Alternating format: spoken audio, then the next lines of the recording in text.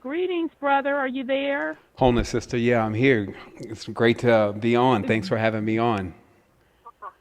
Well, great for you to be here. I'm really, really excited to have you on tonight. I have followed your work for quite a few years now, and I even had the pleasure when I was a co-host on Gnosis Cardia to help conduct an interview, and I think that was almost 2 years ago, and it went just absolutely great. And some of your work have been running across different conversations that I've been having with people, and I said, you know what?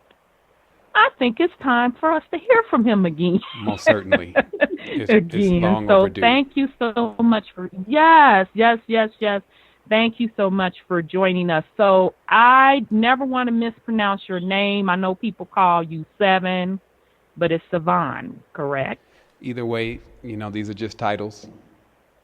I know, and I But try yeah, to it works. follow I won't be protocol. offended either way. Okay, because you never correct people. So I'm just going to give the family a quick bio Okay. of you, if you don't That's mind. more than fine. So Sevan Bomar is a widely known spiritual teacher committed to the universal transformation of humanity and evolution for all beings. After writing and distributing freely his book titled The Code to the Matrix, he has been on a non-stop mission of developing step-by-step spiritual activation and interactive enlightenment via various innovative platforms such as the website Secret Energy. So let me make sure. Okay, I'm still on. Somebody must have went on mute. Okay, that's fine. Starting in 2009 with the development of his first social network, The Resistance, which is great, by the way. If you haven't checked that out, check it out. Which now ranks on the first page of all popular search engines under those keywords. He began instructing what is now thousands in an ever growing community through online courses, video presentations, and radio shows. Assisting a wide gamut of seekers worldwide, Savan began to develop and hone in on various advanced technologies that proved to be effective on a quite diverse audience. With thousands of active adherents globally, Savant has now launched the University. That's a very cute name, which is a virtual institute that features a vast curriculum presented in stages with an aim to take the student from a neophyte to an adept. Hundreds have already attended with great success and results. He currently resides in Costa Rica and is dedicated to the full time development of secret energy as a fusing of all his knowledge and experience. Secret energy is designed with an advanced framework around the core principles of communication, connection, and open spirituality. So, again, I do want to welcome you, brother, for joining us tonight. It is a great, great pleasure having you. Thank you. Welcome. Okay. So I do want to introduce my two co-hosts. I have Sis Divinity. She's on the line also. And then I call him Brother Wendell. I get my country twang on. He's joining us as well. So I know that you and I were kind of talking back and forth on some different topics.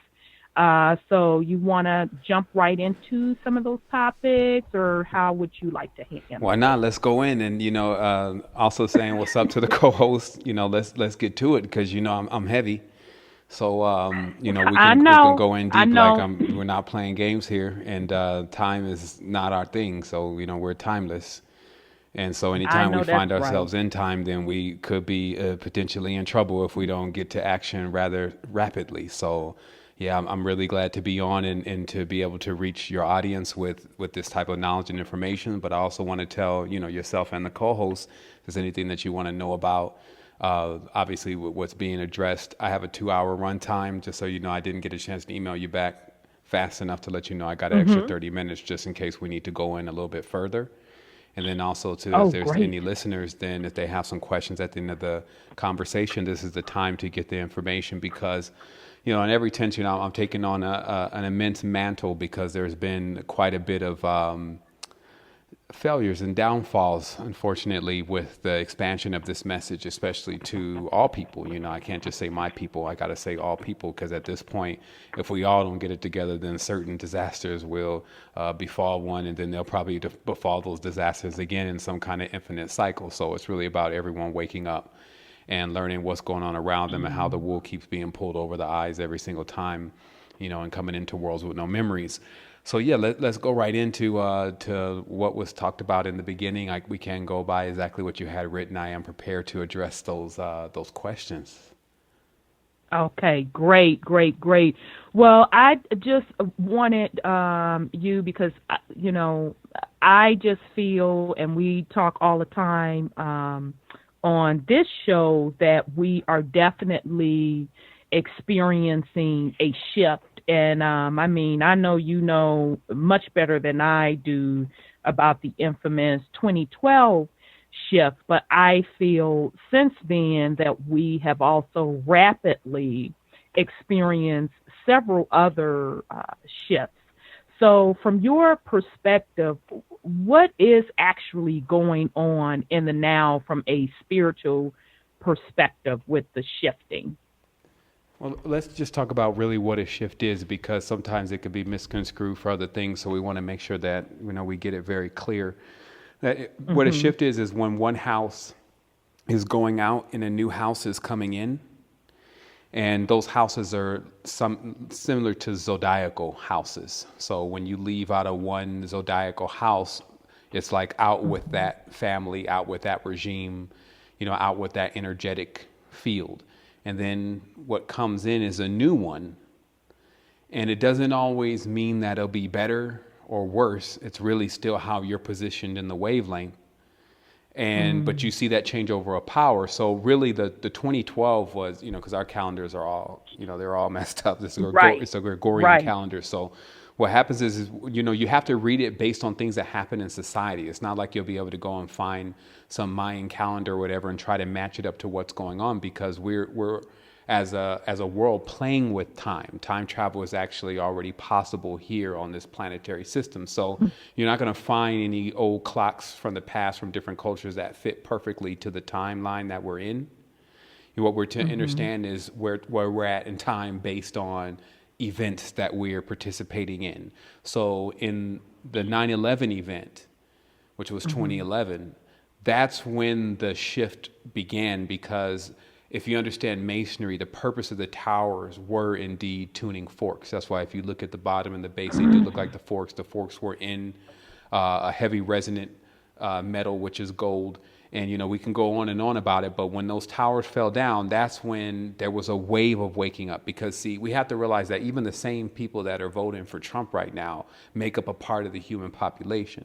So what they think and what they do is going to affect us. People around the world, China, people in Africa, what they do, what they think is going to affect us. So when those towers fell, regardless if a person knew the truth about what happened, it hit them in different kind of ways. There was a shift and a change. Like many people who saw America as impenetrable and had bought on under that, even in other countries, saw America get attacked.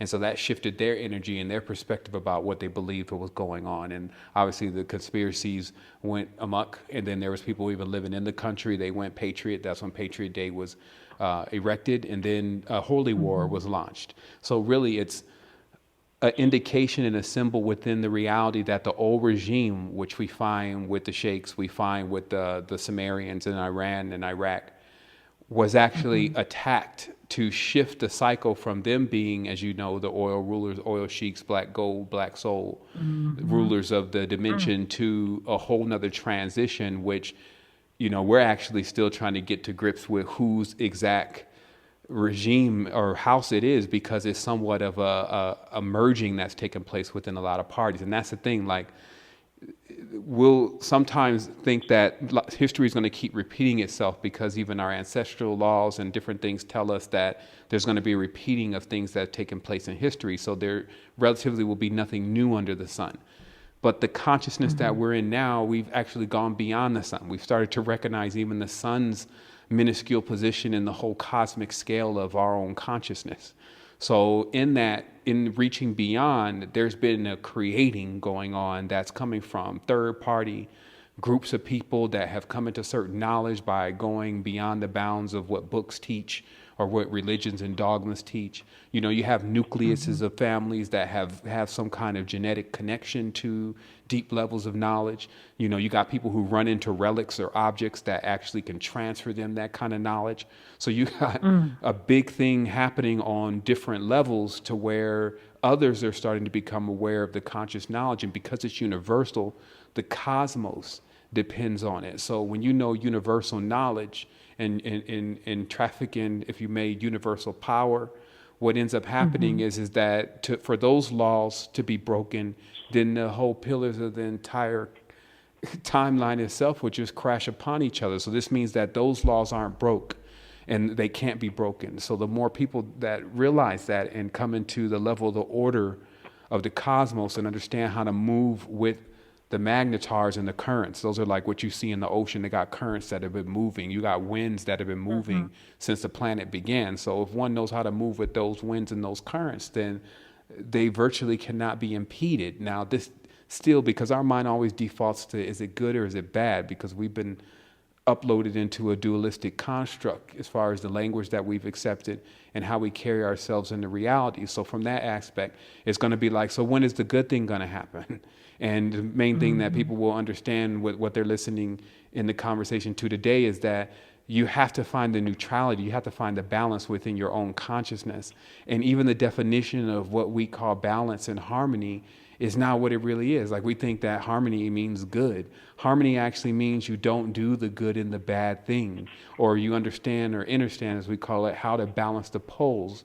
And the poles are balanced with elements that are very real, have very little to do with what we think, but more to do with our actions and the vibrations that come from the things that we have the ability to possess, meaning that we actually can go and buy some herbs and some roots. We can go and buy some gold and some crystals. We can go and obtain those things. We can even, if we're persistent enough, go and get them for free. It's just about where we're directing our consciousness and what seems to be important to us right now. So if one is a downloader, this means that they're constantly receiving information and then reacting to it. If one is an uploader, which are very few, that means that they don't take information. They either give information or basically seek and read. So it's a constant progress, and it's a constant action to feel for rare data, rare knowledge, rare experiences, as if you're mining something. And then obviously the only thing that you're mining is your mind. You're attempting to crack through all the BS and all the acting like it doesn't matter, and then all the talking but not really acting, and all the acting like these folks are playing with people's spirit, and start understanding that we're living in a reality right now that if the technological skin that's been put over it has us looking at the tech, but underneath that skin is the depths of spirituality. That's why the computers contain crystals. That's why you looked in the temples, like the temples of Edfu, you see the blueprint of a massive quantum mainframe. You know, some people, like when you're looking at how the knowledge of Ma'at nature and our mother, who's androgen, is taken and then shrunk down, like even the human being itself has been shrunk down a couple levels on human 3.0 or whatever. But all of those things are taken down and then placed into little constructs that sit on the side of your desk. And so, but if we understood what was really going on, then that's where our knowledge and power is. So I think one of the things that was presented in what was going to be asked was, where are we at in all of this?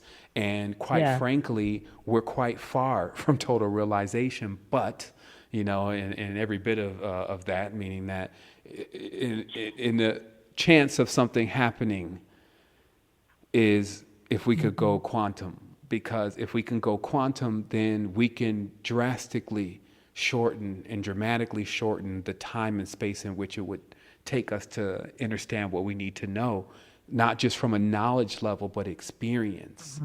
Because, while we're here learning a lot of knowledge, we still actually have to get into those experiences. And experiences don't always take place in the physical realm, by the way. Experiences happen in the dream. I'm sure people woke up out of the dream and feeling changed and feeling like they really got to do some things. And so it's not all about, see, that's a part of going quantum right there. The dream world is a quantum space that can give you an excessive level of knowledge that would take you 10, 20, 30 years to learn on a physical plane. And we watched this, like even last night, I was having this dream, and man, we had went and traveled a couple places. We had even an itinerary where we we're going next. We got there, and so all this is happening in the span of 6-7 hours. While normally on the physical realm, it's months later, and we're still trying to see if we can catch a flight because of Memorial Day traffic. Right. So, it's about that. It's about tapping back into, it's about tapping back into where our power really is. But the first thing that's got to happen right now is that people got to know about the power. So that puts a kind of burden on anyone that has to do that anyway, because it's the gift and the curse. See, anything that's powerful, it's like the old cartoon, don't let the power fall into the hands of the... And, you get that kind of scenario because there's nothing that's powerful that can't be used in a very dangerous way to external life forms. And so that's where you weigh it. Are you going to be able to unleash the powerful knowledge through the experiences that are necessary for people to catch on to what's going on without letting that information fall also into the hands of those who are bent on self-destruction?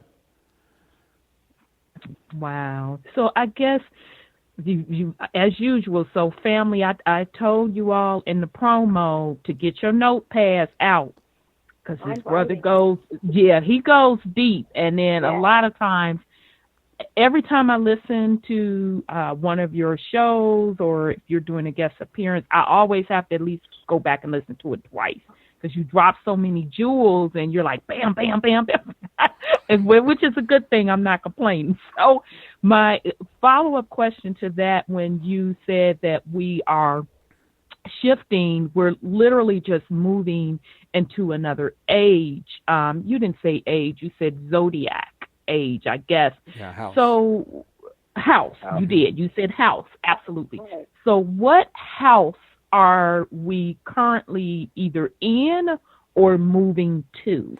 For each person, it's actually different because it's a quantum mainframe. So this means that literally it's just a shift. So everyone's having that shift, and you can't even tell unless you know the origins of their spirit if they're going up or down. Some people could have been living a much more horrible life than what they were living before, and they're still a fool when you think of them on the level of where you're at right now. And then likewise, the same thing could be happening to yours truly. And what happens is that what we start to really see is that because time is moving on that quantum level, that shift is literally a cracking of the shell of the consciousness of the being. So how this works is that a person can become complacent. Any being, any spirit can become complacent. And in that, when they start slowing down, because the aura is a field of movement, everything is waves and sounds. So when they start slowing down, things begin to accumulate on it. It's like if you leave your car out, and you just leave it there for 3 or 4 days, and then all of a sudden the dirt's on it, and then stuff starts growing on it. And so that's what happens if you slow down. That's even where Earth is at right now, with why it has so many life forms on it, because it's not moving as fast as it was when it used to be a sun. So what happens is that also puts something in a position for things to live on it now and to grow on it. So in that, you do take the motherly role, but again, you have to realize that all this stuff is triplicity. It has a trinary aspect to it. So there's a good side, there's a bad side, and then there's the balance or the arbitrator or the harmony. So in every bit of the ages and how the ages are changing, it's just, it's easier for me to explain what would accompany a person that goes to the next level of their vibratory frequency. And then obviously what would happen is the rug would be snatched from underneath them, what they thought was their foundation, whether it's their Christ or whether it's their government or whoever they've put as truly the God they trust, like it says on that dollar. It will actually start to shake.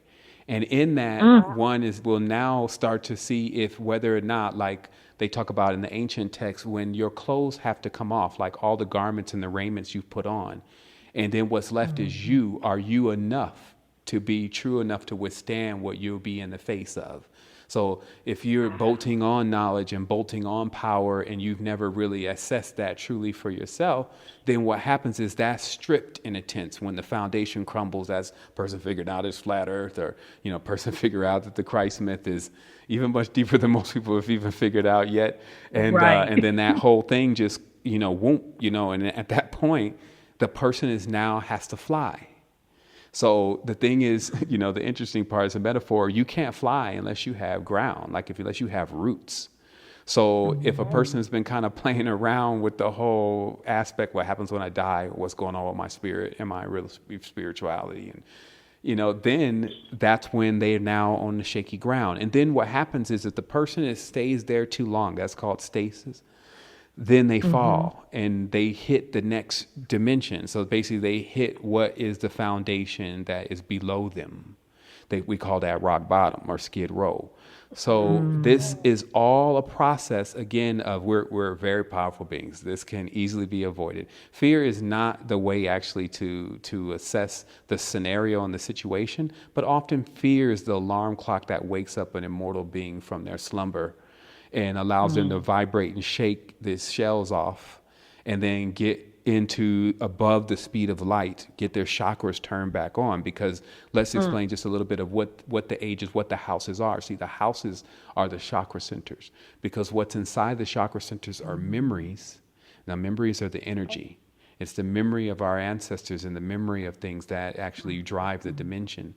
So the memories are there, but remember, all those memories are not that great. For us, we live those memories, let's say, as a child, root chakra, 1 to 7 years old. So the experiences you have between 1 to 7 years old builds a world inside of you. Remember, it's a morphogenic field, quantum mainframe. So you, as above, so below.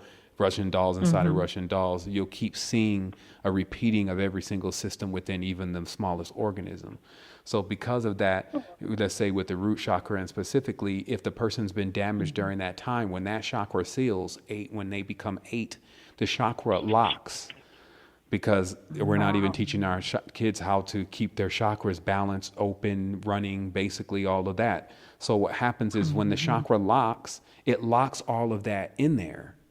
And so anytime a person goes through a spiritual experience, quote unquote, that chakra generally unlocks, and then they experience all that pain over again, and they relive all that pain. Wow. And then what happens is, for them, it seems like they have unlocked some kind of evil, and that they're afraid of that kind of experience. And then they run back to whatever deity, whatever entity has guaranteed them safety, like and protection, because in the old days, the kings, what we're dealing with when it comes to deities these days, we're dealing with deified kings like Charlemagne, etc. Those deities sold protection. So they did that on the physical plane, they do that on the astral plane. And that protection allows the person to basically come in service of that deity. That's why they say, I serve the Lord. Same as the House of Lords. And then what happens is that deity has entities, what we call daemons, surrounding the camp. So this basically is like a form of protection in exchange for servitude. And that whole attitude, that slavery, and that goes on from Africa to China to whatever, protection and fortification for servitude.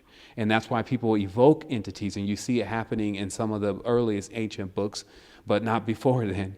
But these books have, because of the imbalances and the breaking of the bridge, you got people and groups of people calling upon beings in order to protect them. That's called the warship. Because the warship is literally an armament of spiritual beings, legions of them, myriads of them, and moving throughout the space that we're calling the astral plane. And the spirits, like where your spirit sleeps, is generally in those ships. So that's why they call it, even Earth is a larger mothership with several ships nested inside of it in that redundant micro to macro cosmic structure that I was talking about earlier, which connects the fibers between everything. And these fibers, because this word mothership actually gets us to the word motherboard. And on the computer, the motherboard has the celestial constellations and the wiring going between those, which are the rays of light, all mapped out on the board to where it's regulating all of this. And then the central processor then would be the sun processing and all of the, the entire reality. So the entire reality then is sprayed like a seed into all of these wombs in a constant stream. Obviously, this now sounds sexual because sex is six. Six is always the number. Oh, six. That's the whole thing with the Christian thing, because as Christians have that issue with sex, that's what their king is telling them is the main issue: sex, reproduction, and the increase of our being. So the first sin, which is also means connection, SYN, was because those beings did not know how to raise children. They begat Cain. It's just a metaphor. So Cain, is the king. That's actually etymology. Cain is the king, the Khan, the Cohen, the priest. Becomes the thorn in our side. He'll reap thorns and thistles. For many people on the dimension that find themselves under the dominion, the God we trust, I pledge allegiance, will find themselves in that scenario with that particular hyperdimensional frequency.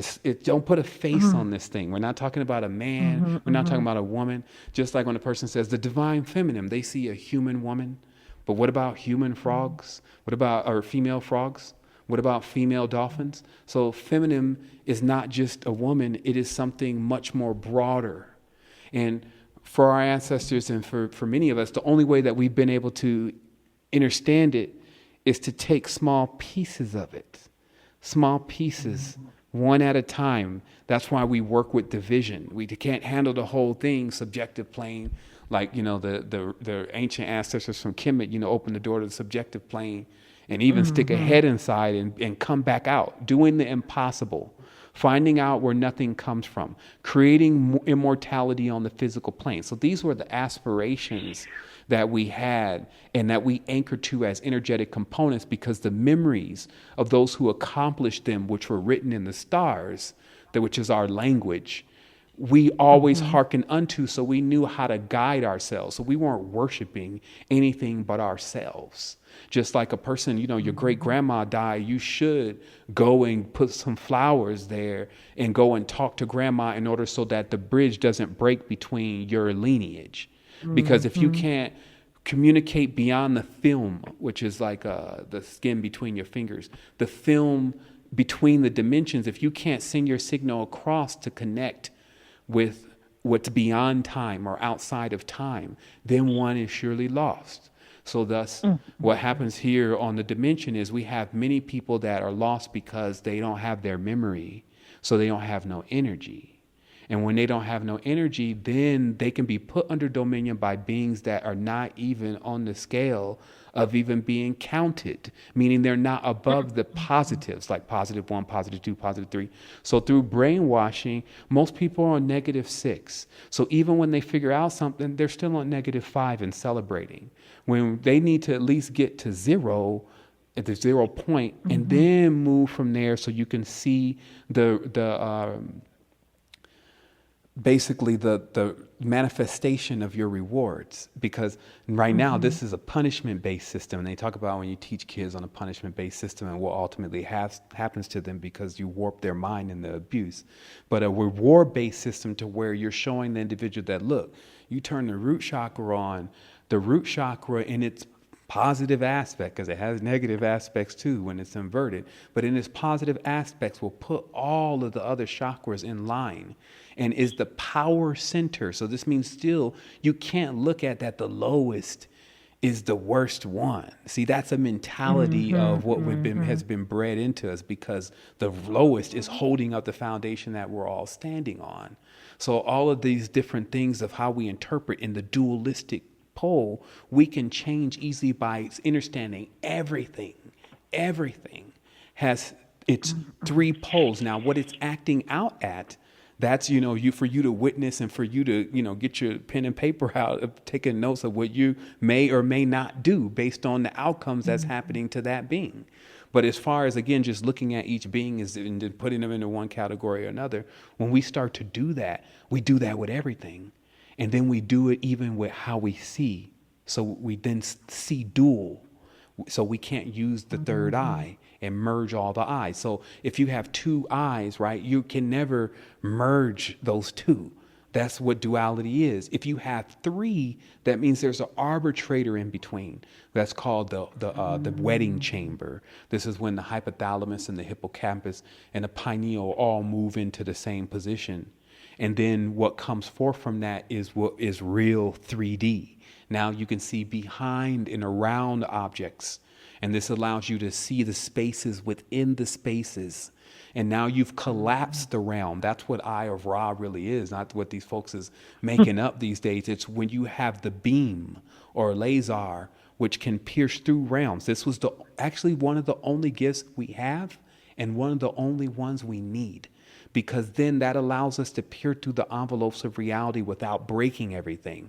So thus we're undetected, meaning that just a human arriving on a world as cumbersome as the human being is going to break things. We're breaking stuff now. Every time we walk, we're crushing molecules and all sorts of stuff going on down there that we're not aware of. But when you are in your third eye space, you're moving through the pores of reality. And so you can go right through an organism and it never even detect that you're there. But in that movement, you can discover and learn everything that it's already been through. So that's how we're trained to move. And the thing is that imagine, here we are, I'm 38 years old, so I'm still relatively young. We're in a reality where I searched. Now, a lot of the ancestors and the elders, they do have some knowledge. But man, it's like, even right now, it's the main level of knowledge and power, more than I've ever seen that was ever available. And it's because, again, the internet is taking folks out. But that means still the gift is the curse. So in the internet, the Project Gutenbergs, the internet's own kids, Swartz, uploading all the books from JSTOR on the Pirate Bay, all of that is going on. And it's, of course, being blotted out by Fetty Wap and Donald Trump.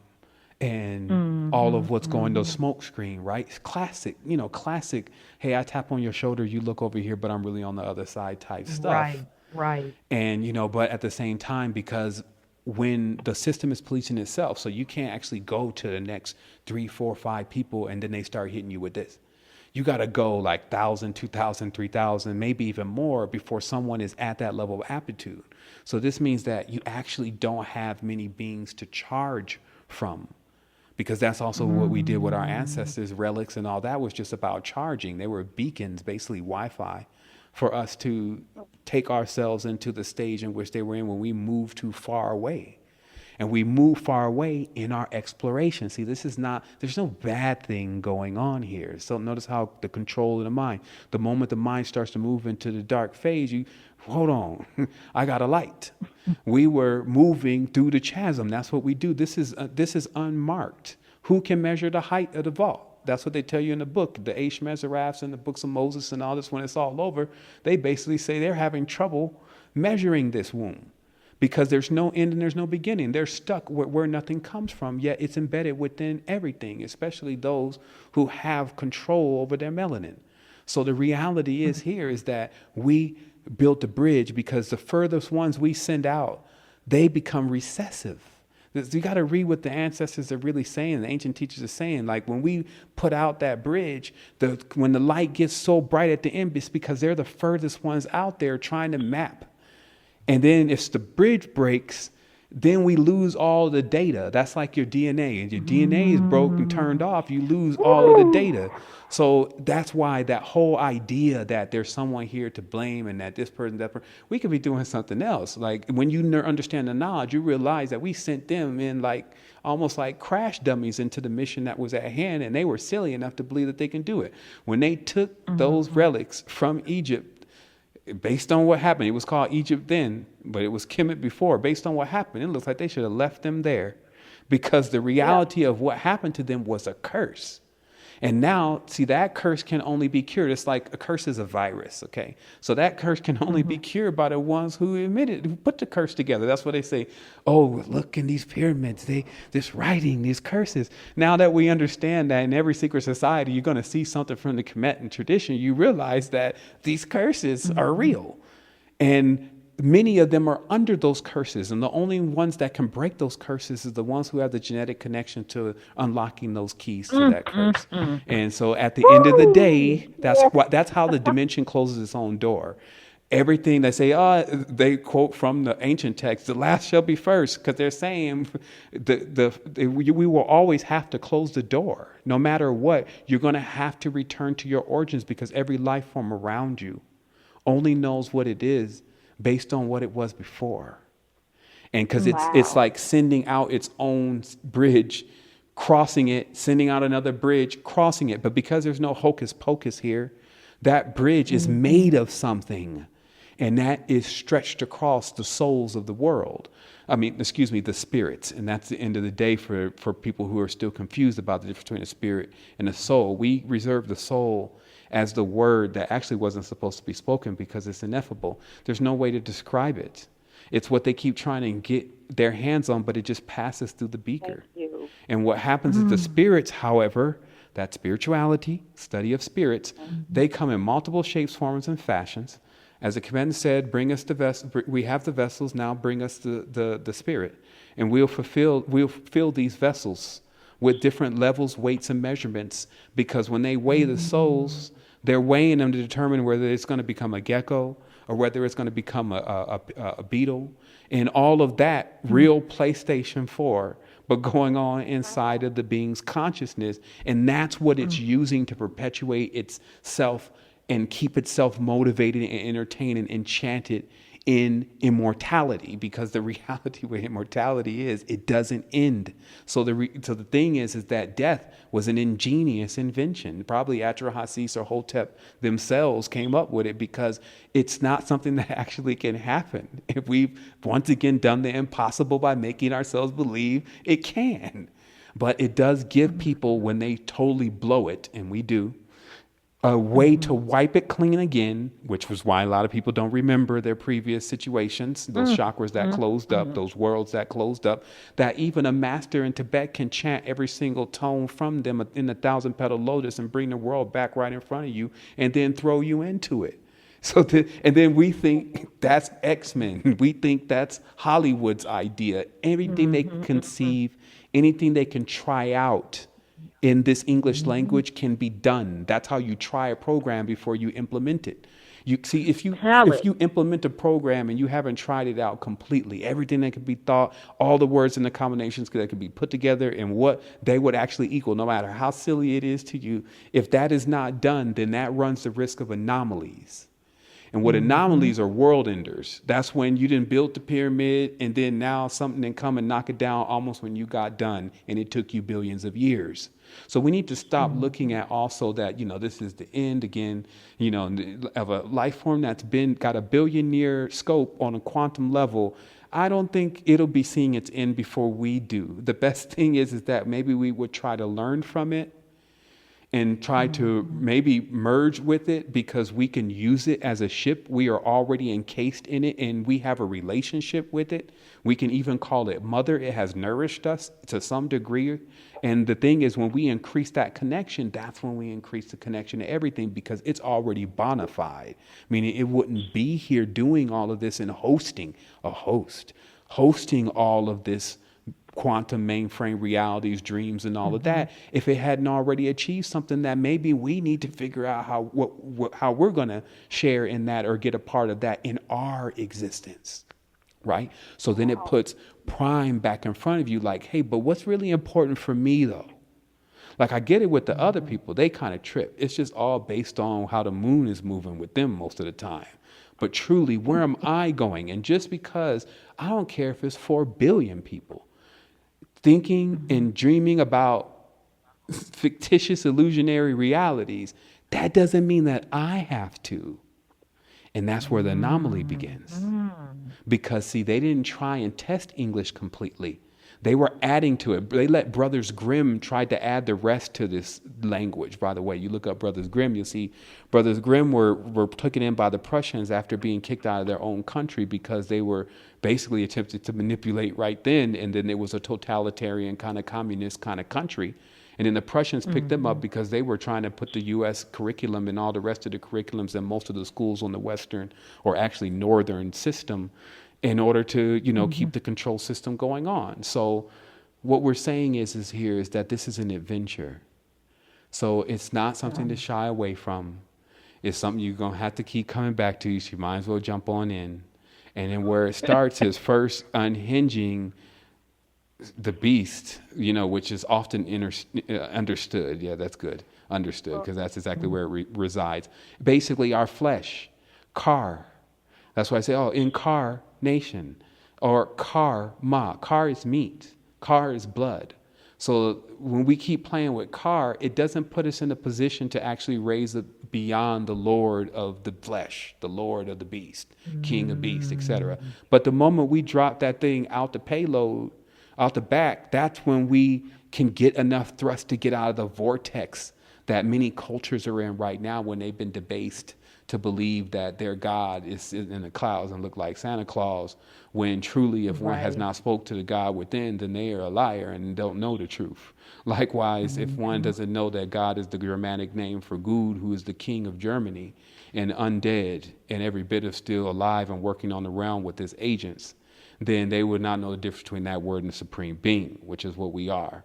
But we just need to grow up, because this baby Kundalini that's going on locked in the Cossacks, and this seed germ mark, which is basically us in our primordial stage, is getting highly abused. And just like the parable of the seeds that don't get put on land that becomes fertile and abundant and allows it to lock in their roots real tight and all that, we get picked up by the birds, who are the bards, and the rest of the angels that they keep showing in the sky as men that don't have genderization and have wings. You see? So it's a very real thing. And like I said, what it should do, though, is because there's a shock value going on in the reality. It's like people keep having to get shocked more and more in order for them to even get stimulus. Since the entire reality is running on memories and running on energy, this means that if the person doesn't have any memories or energy that give them some kind of passion, then they just they go almost dead because they have no power. So we have to once again divert or revert, I guess that would be the term, our power out of these scenarios and situations, which on the astral look like your tentacles are stuck into other things that are just juicing you. You have to cut, it could be family members. You got to cut those lines so that the system has the ability to charge and recover.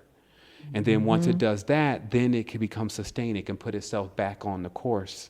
And then you can, once you get yourself together, then become a tow truck on the astral highway, picking up some of these clunkers that people have bought at the $200-300 car lot. Ooh, so family, I told y'all to get y'all little pads and pencils together, because, all right, now, brother, you didn't drop so much. So, and we still on question number 2, by the way. Okay, family. yeah. Now we're gonna answer the questions now. Like, not enough of the. I'm just showing you the range. I think that it's always necessary in every conversation. Let me show you the range now. Let's get to something specific. But you just dropped so much science, so I just real quick, and then I promise we're going to move on. Now, you dropped a bombshell, because I'm a techie, and I've always looked at the entire realms and universes, per se, as different computer programs. So when you made mention of that, it just really, I don't know, it just really sparked something in me. And as you were explaining the system, I often go back to the movie The Matrix and how they were showing us that these are just different computer program systems that we participate in, these particular realms and the realm that we're in, and based on whatever program you're keyed into is what path that you're taking. So, you don't have to elaborate on it anymore if you don't want, but I just want to thank you for that, because not too many people put it in that particular fashion. No doubt. I mean, that's what I'm here for. I mean, the conclusion of that, just for anyone who wants to check back on that, because, you got these scholars got politing them out there, and it's like, okay, can we get to something new? And they even ask, do you know about Sevan? Yeah, yeah. Well, why don't y'all start talking about some of that stuff? Not like you're following me, like I got to follow the truth too. So, through truth, you will survive the light eater, but you will have to become completely truth, because truth never fails and it never fades. So we can always stand on there and be comfortable and in a great level of foundation. But I urge in this cosmic storm that we're experiencing that someone begins to seek truth in order to balance things out. So what happens is that in the Sumerian text, in a nutshell, we're dealing with the Sumerian construct. Like the Sumerians were like the ones who were really hating on the Kemetans, and you'll notice that if you look into their literature. But instead of going into that now, because I think that's a question that's reserved for later, if we can get to that point, you have to understand their discussion of the MEs and exactly how powerful the MEs were and what exactly they are. And what they are is how it come to us as language. Now, language is obviously compressed into a symbol, and then when they're broken apart, those symbols become fractalized, okay? And that's a program. That's what COBOL, BASIC, Fortran, all these are symbols and programs. Even mathematics, division symbols, all those symbols mean something. And it's when I tell you that, it becomes obvious what symbols mean, like division. You see the line in between, you see the two on each side, and then this wall in between them. That's how you cause division. You build a wall. So anyway, if you see the program as the ME, you have to understand the ancient languages contain power. The only reason why you would use the vocal cords was to evoke. There was no other reason. You needed to bring something in from the what we would call spiritual reality, which is inception through your thought, and then run it through your own chakra centers, and then give it life through the voice that comes out of your mouth. And then based on your own intentions and whether you believed in yourself, it would determine if it came out completely or distorted. Because it's going to come out. That's what we have to realize. Like everything that we say, everything that we do is going to come out in some shape, form, and fashion. And some people need to be a little bit glad that they don't have as much power as they used to, because if they believed the same stuff they believe now, they would have destroyed themselves. So the reality is that once again, when you have power, you have to be careful what you say. You have to be careful how you say it, and you have to be careful of the reflections of the mind, meaning don't allow the mind to go into judgments. Because when you judge, you shall be judged. And that means something else beside what people think it does in the dogmatic tradition. But we'll go on. So the MEs are these languages, and they're these codes. And these codes are encrypted. So it basically comes out as a symbol. And then when someone has possession of that symbol, that's why you see Marduk encrusted with all these symbols. He's got the 5 and the 6. They call him 50. Probably 50 Cent is dealing with Marduk, but that's just for another conversation. So what happens is 50 uses the stars in order to, as MEs, which are programs, which are languages that run in people's mind. Now, if we believe for one moment that we think the same as someone who began speaking Chinese, it's because we're still into that whole idea that there's no other worlds out there, and that we're still all of the supremacy that we hate so much. And this could be any race, because they would believe that people are thinking the same way as them, even though our native tongues are different, and the environment we're raised in is different. The ground that we walk on is different, and different in the sense that the body has been split, because that was Marduk. Marduk split the body of Tiamat. Tiamat is earth. So what we're standing on, that's why I say earth is alive, you're damn right, is each body, even islands, could be a different being entirely. There's a map out of, what archons took on what foundations that people are standing on, that they're calling their city, their town, or whatever. So what happens is that these MEs are what is traded in a tense amongst these entities. And every time a new one comes out, like English 26 letters plus 26 letters is 52 letters. 52 letters, 52 weeks in a year. 52 weeks in a year is one Anu. 52 cards come out. 52 cards is the English tarot. And then from that 52 cards, you get all of the houses. And then from those houses, when the king and the pawn go back in the same box, that's the end of the card game. So that means that, again, tarot is rotate or sator, which is actually Kabbalistic for meaning the wheel. And this wheel is what's referred to as the zodiac. So when you put the wheel in your mind, the animalistic forms and zoomorphications that are encoded within the symbols actually unlock into the person's mind and move in the direction in which the language is configured. And then they take on the beast, because the beast is the encoding of the zodiacal archons that move 360 degrees around the circle. And that's what's known as the craft or masonry, a builder. a builder of a gigantic body, or a cadman, an androgen, not a male, not a female, but both, with the ability Both, to yeah. create. And that's why Earth is here, because it can self-create. It's called parthenogenic. They call it that old serpent. The old serpent is because the only parthogenic beings that really ever graced the whole system of ecology was the serpent. Go look at it on Wikipedia. The being can produce on its own without any other opposing pole. This comes out to us as the hermaphrodite. The hermaphrodite is the tetragrammaton, yod he va he, meaning male, female, male, female. And then what that is that's a cognate. It's not necessarily the original being at all, but it's a cognate of a masculine androgen. That's why they call it the lost word, because no more masculine androgens are really born on the planet. You don't see hermaphrodites born anymore, but we have a couple to show that it does happen. So that's, again, Right. gets us into the XY chromosomes, and exactly why the male is a variation of the female. Anytime you're incarnating into a physical system with XXs running around, if you're a Y, that definitely means that you've come from outside the envelope. And but again, let's make this very simple. So what happens is that in this whole process that we're going through right now, knowledge is everywhere, power is everywhere, and it just is about whether we're going to go get it. So at the end of the day, or at the beginning of it for that matter, one has to really start looking within themselves and saying, okay, all right, how much more do I need to really hear for me to make a move? Because I at even the first thing, the second thing, the third thing, or the fourth thing, I was there. But what are you going to do with all of this? Like, how does it change you? Is English now so weak that even speaking to you in it doesn't allow you to recognize who I am, that I'm you? Like, I just made the proper steps and had the right alchemical formula so that I can come and bring it back to you. That's the only reason why I'm actually here. I was already gone. I had already seen the beyond. Like, I saw it for real. I wasn't under no substances or nothing. I had waxed so strong because I got really serious about it for a moment, and then it started to really respond. And I said, so it is real. Now I got to wipe everything, because if this, what I'm witnessing right now, is not in at least one subject in school, the great deception is upon us. But instead of going into a fear, I'm not scared, because I had just died then. That's why I say you can die. Some people experience death. So once you die, it weakens the barrier, it weakens the hold of fear.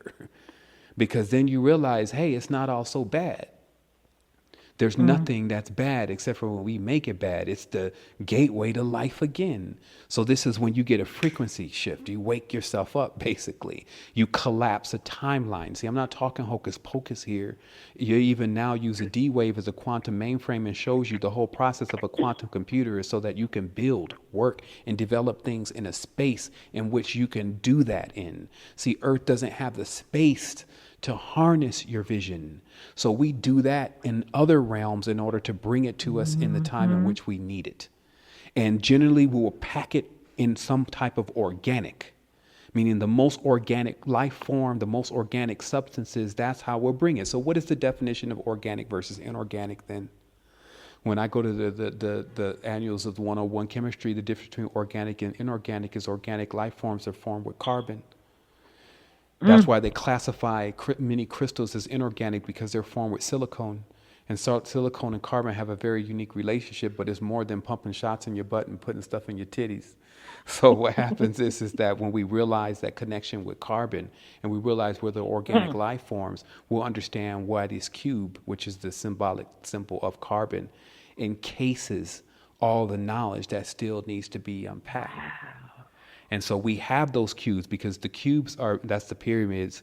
That's the best unit to store information in. That's why when you go to the hard drive, they just show you these squares and blocks, because that's how you can stack things up. It's like Legos. So it's the best way to compress information, but it's not information only, it's also memories. So in that compression contains joules of energy. And so that's why even when your chakras open up and you're all in there crying and acting crazy, you're giving off energy. And in the cosmos' realm, because if somebody was just thinking about, so what does the cosmos or God or the universe has to do all that? What do you mean? It's perfect. There's a good, there's a bad, and there's a neutral. And it keeps those in balance.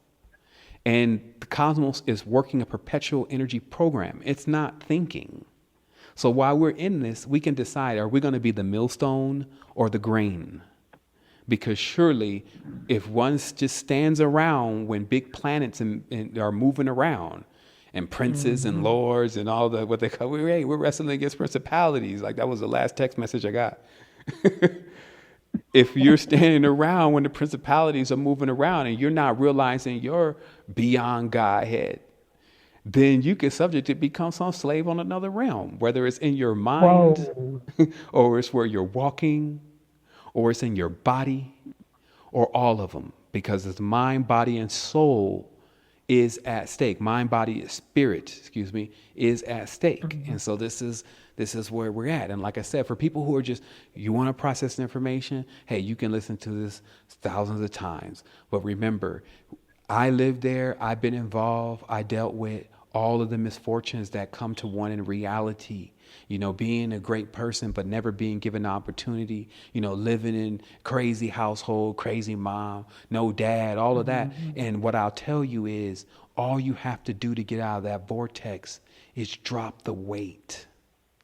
And the weight, just like if we're in a ship and we're, you know, it's about to give out, we're going to tell you, hey, empty, how much stuff is in the cargo? Well, we got 5,000 kilotons. Drop it. Because that weight is what's causing you going to fall into the vortex with the weight. The weight could be too many materialistic objects, too many states of consciousness that don't have no end to them, you know, no solution to them. You're in the wilderness. So all of those different things, but mainly these religions, these gods, drop the weight. Even like some people, they're now making the commitments external. You can't externalize phenomenal cosmic power. Like, look at one of those movies. You see how the demon act when you bring it back into the realm? They don't want to be here. You're talking about too much power within the small envelope. So you can't externalize all powerful things. You must keep it contained in your own vessel.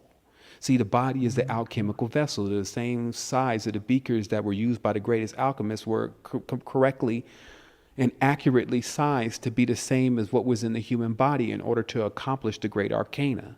The great arcana is how we can eat a cheeseburger even and then produce a seed of life. We can distill somehow life. Remember, the philosopher's stone is a concentration of whatever force that rides through everything that allows it to become alive. It's believed that that force can be synthesized, meaning concentrated. Then it could actually reverse the pangs of death. Like basically make a person that's old young again, basically dirt back into gold. So what happens is that when we look at what was really going on, we realize, oh shoot, they went external again. Stay out of the external. The internal, the alchemical vessel you already have. The holy chalice and all the rest of any kind of relics are all inside. That's what they were all references to. Sure, there was always external correspondences, but they always were subject to what happens in external realities. Breakdown, decay, all of what goes on in the realm of a life eater. And I only say that because, hey, I don't look the same as when I got here. I'm getting older, I'm wiser, but I feel the strain of having to continuously stay in communion with all the energetic fields that are around us. This is an orgasmic life form. Nobody is exempt from it, meaning that there is a mating going on with what you breathe, your oxygen carbons coming into carbon dioxide, and your pheromones, the essence that's coming off you. All of that is going into another life form, and it is utilizing that and then exuding something that you may in turn attempt to do the same thing with. So that's called a symbiote. But if you get into a vampiric relationship where, again, you got your energy being brokered out by Eve angels and galactic brokers and all the rest of the gods that, you know, then come into the position of being controller over your life, then you end up having an energy link. And just like any ship, when your fuel is leaking, it ain't going to be long before you're stranded. So that's where I find my people. And my people are all these people stranded on the rock with the engine out. And what we're about to do and been doing is we're going to jumpstart this thing. And instead of looking to something external to do that for us, we're going to create it within by doing it on ourselves. That's why they tell you, hey, be the change you're looking for. Yeah. Convert this vehicle back to what it used to be. Raise the Jed. All you have to do is use your consciousness. I don't care if you're fat. I don't care if you got one leg or half retarded. If you comprehend what I'm saying to one degree or another, and I just speak in tones, someone in China could hear this and know exactly what I'm talking about if they just stop for a moment, turn off the monkey mind, and really listen to what exactly is being said through the tones and vibrations. We're here for you. So that's what we're talking about here. And it's such a shock, though, because, like I said, I look for the knowledge. And I was like, what's happening? Like I went through, and I've gone through 20,000 books. Like I have other ways to do things. So the reality is that if I got to take down 5,000 books, like I'll convert all the books into audio and have some computer read them and just learn how the computer reads, and then be doing that while I'm working out at the gym. Some people are like, what do you listen to? I'll be like, man, this book. They're like, how do you work out and listen to books? It's because this thing serves me. This beast serves me. I tell it what to do. I'm on the throne. So that means I'm actually in the corpus callosum in the top part of my brain doing the arbitration between the gonads, basically between the universe that's in conflict. Universe, united, verse in conflict. All the parts of the body who are the archons, each struggling to be in their house. Hey, it's my time. And then doing that right over the top of when there's a time and place for everything, and it's not time for that. You see what I mean? It's like the body will move out of its own cosmic order and start crashing its organs, which are planets, into each other. And then once one of your planets crash, one of your ships go bad, now it's going to weigh heavy on the other ones. So they're willing to communicate and to get their stuff together. I'm saying metaphorically, talking to your body. They're willing to, hey, if you crash your spleen, it's going to put so much work on your kidneys and your heart that each one of them are going to go out next. And then your own bridge. See, the thing I mentioned today, all of what I said can be seen internally or externally. You have to put then the components back in place to being inside of you. And everything that I mentioned was all going on inside. So it's like one of those movies where you get to the end and you realize that, that's cool. That was a good movie. I thought it was something else. I'm talking about what's going on inside of you, and then how to label this stuff properly in order for you to jump on the battlefield of Arunja, defeat a couple of the gods, the Vasuki, the snake, and all of them from sitting on top of the chakras acting like they running things. To restore order, that means to actually put the body back into check. And then by first stopping what creates a bad ecosystem when one animal is feeding on another animal for its flesh. Take the rope that was given to you. That's why they show you the corn. It's a symbol of we gave you vegetables. A monkey eats vegetables. A gorilla eats vegetables, rip your arm off.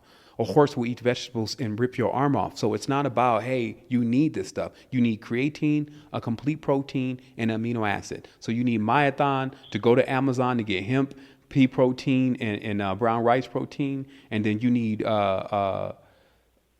so that's what you need. You need those three. And creatine, you go to Dr. Kassar's site, type in creatine, and get the little $15 bag of creatine that you don't need but a teaspoon every other day of. And that's all meat will ever give you. I'm at 200 pounds right now, and I can knock a hole in something if I have to. And I've been a vegetarian for 12 years, and it was only to the last 3 that I realized that every single person out there that has said they have reached the envelope of making vegan shakes and all this other stuff didn't know simple stuff.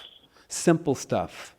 And that's the thing. It's like, I had to go back and check everything. Sometimes it just baffles me. If I didn't believe that you were your only person, I would believe I was sunk into some kind of reality and where I was going to have to emancipate the entire thing. And that was the whole process of my own evolution.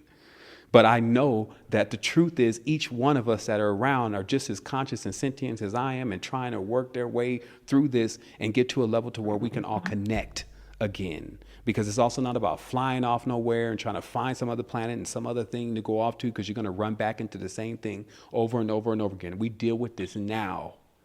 And the main place that we also start, we're dealing with the prisoners, because that's the, I don't want to use the word soldier. That's a soul dyer, a dying sun. So those are the companions, those are the components that are needed in order to cause the insurrection. That's why they're chained down. They chain them down. They put them under the oath. They bring them in there as masons, and then the courthouse is docked, a docked vessel on land, running on maritime law from the Merovingian king. Everyone's in there, masons. Some of them accepted, some not. Then the ones that are not don't even know what an accepted mason really is. So it's madness as they chain down more the spirits in the world. But I tell you, the crucible, which they call the crucifixion, right? The crucible is when you put someone under so much pressure like I was that then they break out. See, I got out of my body because my consciousness refused to be stuck in that cage. And it said, okay, y'all lock me up, but I have another body. And I started lucid dreaming. And that's when I realized that, hey, only in that realm are things omniscient. You call a name there, it's going to arrive right away. Here, there's a time lag. And in that time lag, the beings that are slightly on a higher vibration than us, they call them fourth and fifth density beings, like that's a big graduation. They move through the space so fast, we look like slow-mo to them. So it's only, again, till we activate. That's the only solution for us. Behold, I saw the ladder coming up and down, though, meaning understand that this is not just about ascension. You have to know how to descend. You have to know how to go back to your roots and to deliver the seeds that you've been given to spread on those fertile grounds. You have to learn how to be a true husband, a caretaker of the land. Male has female and female has male. So we're not talking about some male specifically or female specifically, but to get in there and to be the husband and the gardener of the planet and the terra, the earth, the dirt. Because by all means, damn it, if they call it earth, don't you think you should be planting some seeds? I mean, it's written on the wall. But what kind of seeds are you planting, and are they growing up to be mature? And in this, we'll discover the keys to everything. See, this is not an unhappy story, but it's a lesson involved here. And the teacher does have no intention of making this easy or telling you everything. It's because even I'm giving you the words, but you got to go and create the action. See, that was our powers. We knew that the words, that the words, they just were the words. The actual manifestation and the actions were the key. So that's how knowledge protects itself. See, they'll never get into the sanctum, which is, the key to how our consciousness actually even functions right now. They can't enter the holiest of holies. That's what just destroy the entire chain. That's like playing with the RNA. You can change a person from that one person. Playing with the DNA, you change their entire generation. So you see, that's the holiest of holies. And that DNA, while being able to be replicated, is not so much as being tampered with. So, this is just the reality of what's happening. It brings everyone up to speed, lets them realize that, okay, maybe we need to study a few other things and then, start connecting the dots, because the other thing is you have a lot of this knowledge already. That's why you can comprehend a great deal of it. But at the same time, you have to realize that it's very intelligent, this reality we're living in. So even the people that we think are super stupid, that's only to our chagrin.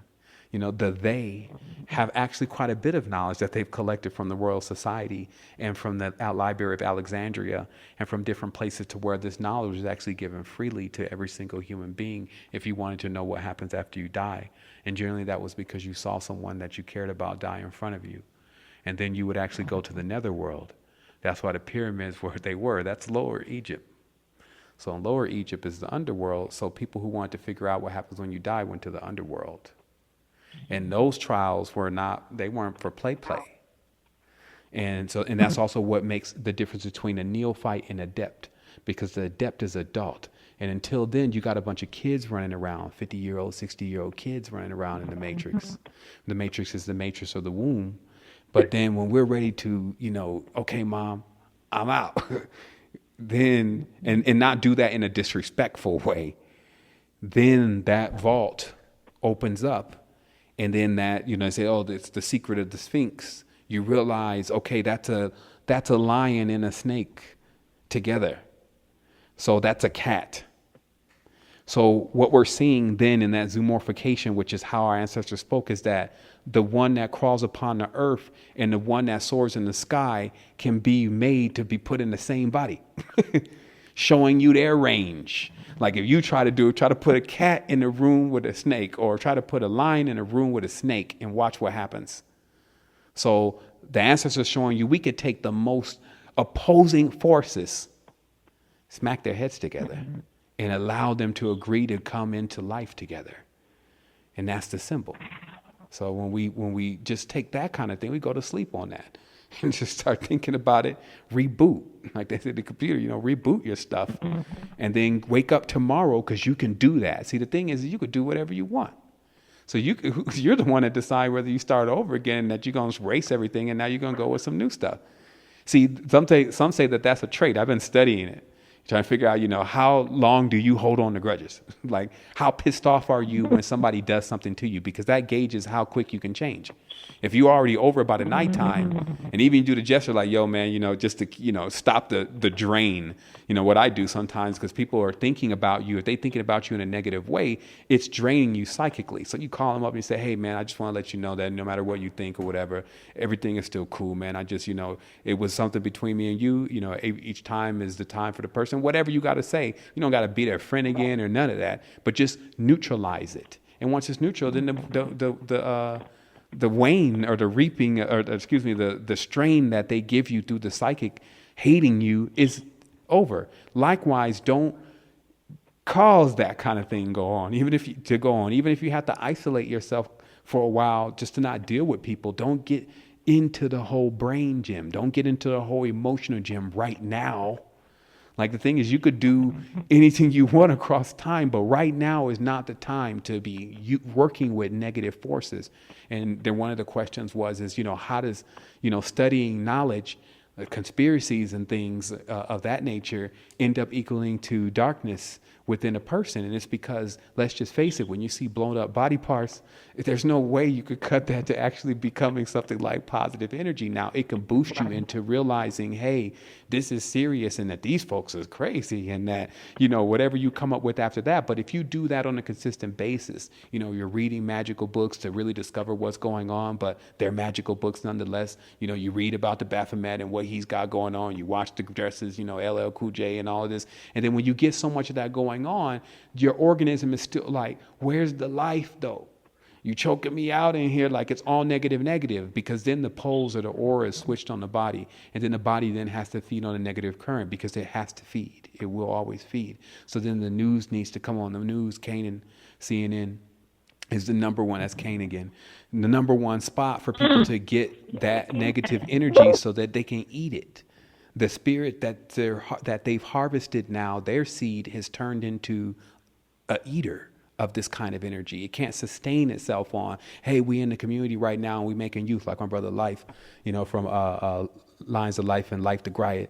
He's out there with the kids in the hood and he's transforming them and it's working. But, that story gets like a little downplay to, but there's the bigger thing going on. How much bigger?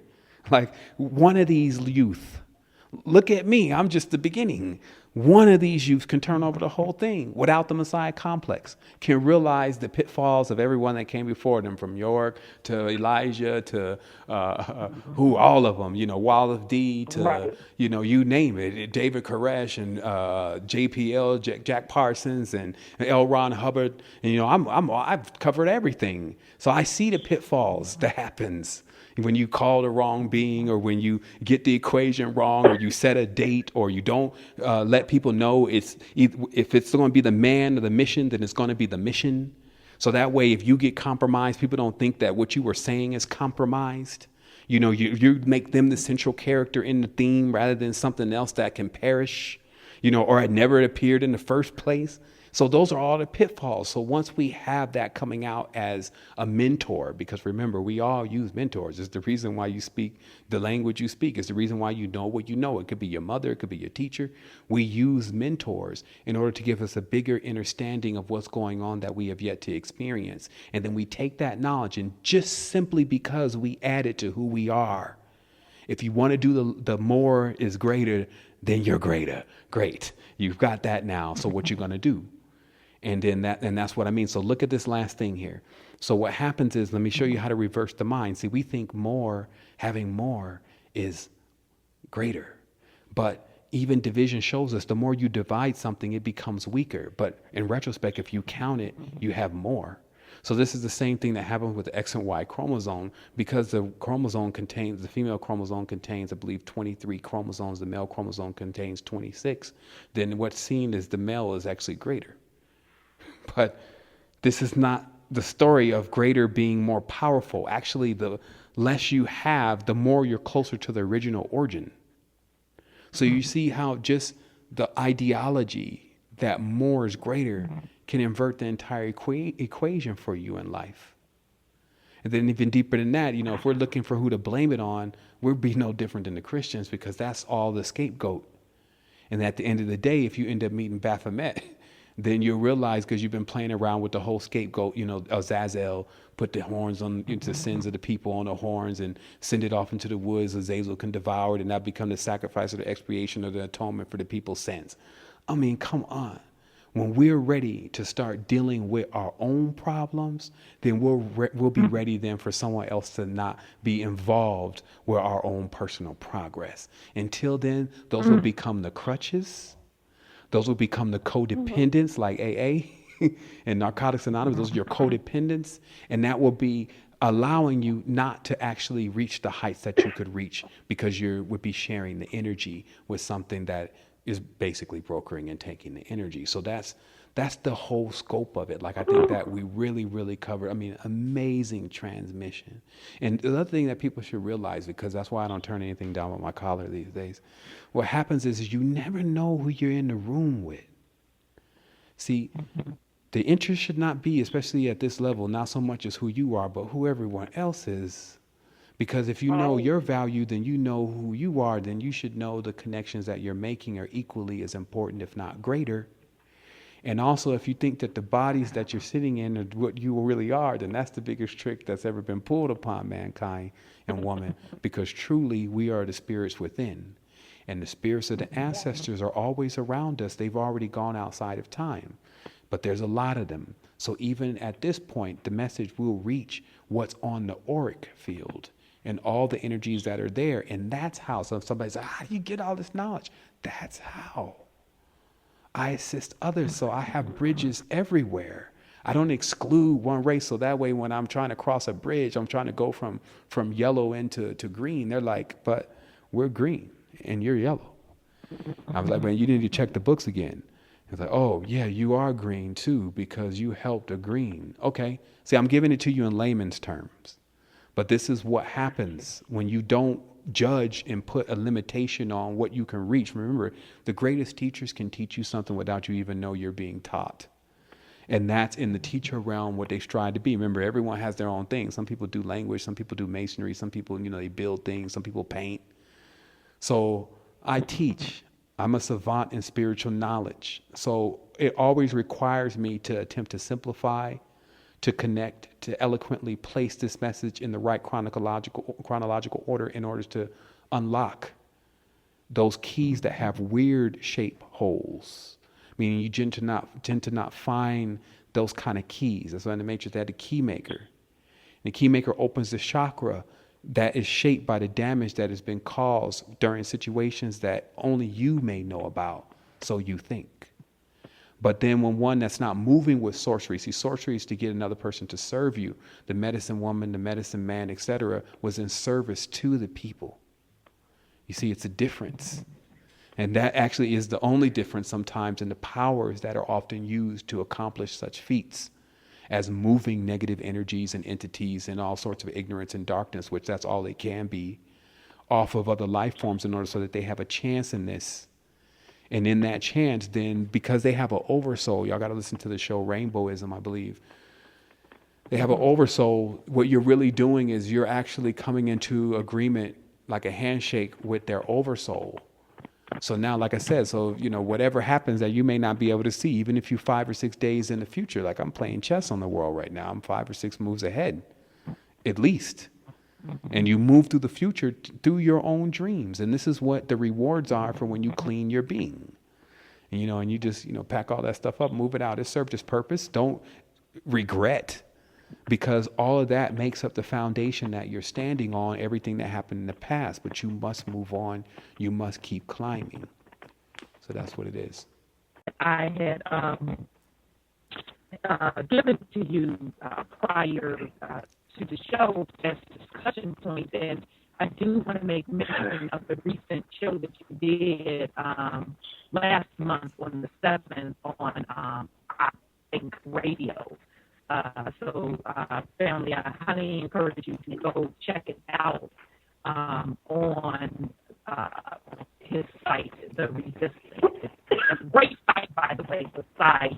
They can go to Secret Energy because it'll be a lot easier because everything is more in order there. Because we did kind of archive the Resistance site, but yeah, they could go to secretenergy.com, and then they'll see the players right there on the left side from SoundCloud, or SoundCloud/Secret Energy, and they'll see all of these shows that you're referring to right there. What Secret Energy is, because obviously, you know, I'm a doer, so what happens is that all this knowledge and information is almost like a crystal skull if you're just holding it all in and you're not distributing it as best as you can amongst humanity. So there was a sequence of events that obviously brought me into writing the book, The Code of the Matrix, which is about 6 years old. So if you read it, don't be surprised if you see me quantumly further into the future than what I wrote there. But there is some very core principles that I believe became a catalyst for so many people in order to get them into the right mode of thought and state of consciousness in order to keep expanding.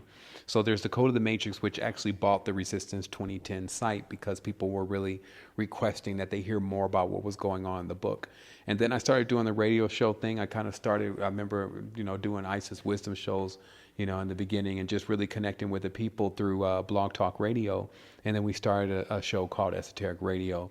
And then we kind of moved the show names based on the experience, because the biggest thing about this is I'm just telling people about what I'm experiencing, and generally synchronistically they're experiencing very close to the same thing, or if they're on the path, then it gives them some pointers to what they may face next. And so sharing this information, it kind of morphed into the Universal Mother, and then eventually it got to AstroQuest. And AstroQuest is actually a site now. It's astroquest.com, and a lot of the older recordings are there. But after a while, I started, you know, leveling out, because I was also realizing that spirituality just in itself, the study of spirits, was consuming all things in my life. And this is also something a person should be aware of, is that, you know, especially if you're kind of fanatical, and it tends to where when you get onto something, you just penetrate it to the depths. And spirituality doesn't lend itself that easily to be penetrated, like, you know, you're going to find out everything. So I spent years and years, you know, I've been raised in this since 5 years old, but really coming into this strong again for the last 6 or 7 years. And what's happened is that during that period, you know, I eat, sleep, drink this.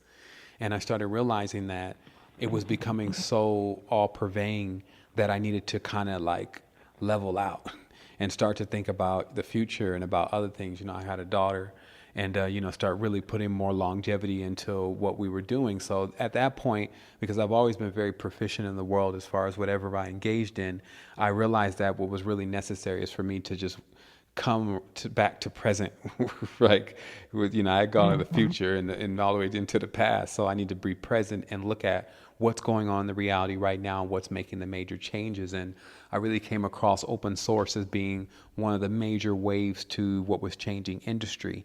And obviously, you know, I've always had this thing that, you know, every time we discover something, we never consider its spiritual application. So I became really one of the forces to take anything that I find that's become very powerful in the reality and trending and very useful, and see what its spiritual applications can be. And so that's how Secret Energy started.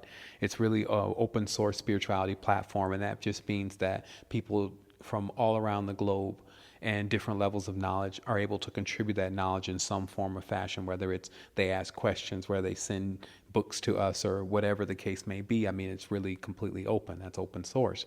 And what we've done is we've implemented a system in place to where we can categorize that information, and we can actually create an interaction between chat boxes and these kind of things in order to become a facilitator of the knowledge that's on the highest levels without getting the trolling and the disinformation and all that. So you'll find directories that lead you to people that are bona fide of teaching a message that we know have come really close to cracking the whole thing without taking you too far out.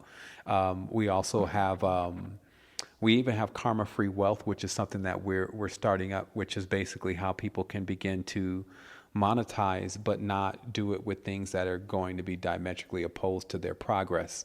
And so that's Spirit Text, and that's actually at spirittext.com, TECHS. So we also have documentaries like, see, we have, if you have 15,000 members, you have 30,000 eyes. So what happens is that we're everywhere. Like we got people everywhere, and it's just all about building your consciousness. So there's no, we don't play around in the physical reality. So there's not telling people to go and do something. If they go march downtown and nothing, we're not going to play that game. So we're working on a different level, and many of us connect and continuously connect with. Some people say, hey, you was in my dream last night. You taught me everything. And do you remember? I'm like, man, I'm on Prime right now. So I can't tell you yes, but did you learn something? They're like, yeah, man, it was totally inspiring. I was like, okay, well, there we go. So what I'm saying is we're moving into another space and understanding our power as people and human beings, and having these spirits and the ability to actually connect with each other through the same line that synchronicity runs down, which is an organic grid, as we call it. And so secret energy is like the virtual version of that. People make connections. Some people even got married and all sorts of stuff on the site. But more than any, it's a very nice place to be. And we keep making more and more connections. But again, or I don't like to use the word, but moreover, the rest of what you see in the reality is just resources. So you get tons of images. Some of the images that I've been collecting, since the beginning of the quest, from one keyword to another keyword. Again, you get the documentaries, you get references to news stations, spiritual advisors. There's an amazing store of the products that we found that work the best for causing activations if you've damaged the ship. Some people always say, well, I don't know about why you have a store. And I'm like, well, you think this stuff is free? You think people are funding us? At this point, I've been in 7 years, and there's only been really one person for one moment that stepped up and said, hey, I'll help you with, stuff to keep this going on. And that person even faded rather rapidly. So it's very interesting to, that this is really yet to really catch the steam that it truly, even this conversation alone, like the conversation today was powerful, but we have 400 or 500 conversations, and in each of those conversations containing a nugget or a jewel that someone can take and extract for quite a bit of time in perfecting themselves. So we know basically that the glass is still half empty, half full. So we're actually going towards the progress of becoming a household name and actually becoming someone that people even know about, like many of the movements that are already out right now. And so the platform in itself, just to sum it up, it gives you all the tools and everything that you need for free. And then what we have to keep ourselves sustained is we have an amazing store that allows you to have products that we know that work for causing the phenomenon which we describe. And in addition to that, for those who don't like their conversation to be all over the place like it was today, because this is cool to smoke to, but some people really want to kind of get down into the first subject. So we created the University, which is basically a school that teaches people on the top of these kind of topics. So we go through different things like current and currency that teaches you why your body is actually responsible for your monetary wealth. We teach celestial mechanics, which basically convinces you beyond a shadow of a doubt that you're connected to the universe. We have language and symbolism and deep programming, which teaches you the language and the meaning of some of these symbols and how to actually undo some of the things that have been done to your consciousness. So we go in, but we focus. And I always say we, by the way, because I've never seen anyone do anything on their own. And you took a breath, didn't you? So those are the real supreme beings. So what happens is that. So what we do is we bring this knowledge in the best format that we can. We have a lot of integrity. So in that sense, it can't come looking any kind of way. I can't see stuff all over the place. And we work every single day, 15 hours a day, 16 hours a day, 6 years, to make sure that it's on a platter.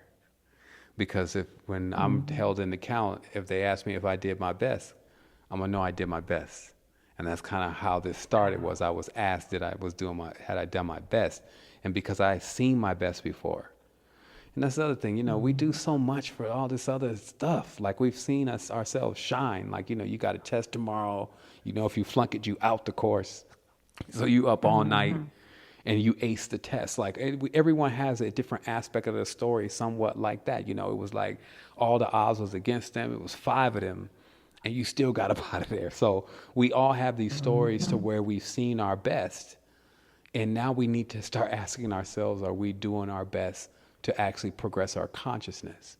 And so that's the question I wake up with, and that I go to sleep with, and then I'm in the dream with. Because I be in the dream doing this. And it's just, that's how you know it's filling every fiber of who you are. And so, yeah, I mean, and like I said, each person does this in a different way. I'm just here. I'm the voice, the mouthpiece, the trumpet, right? And I'm just telling you, because that's what that's what I do. That's my station at the ship.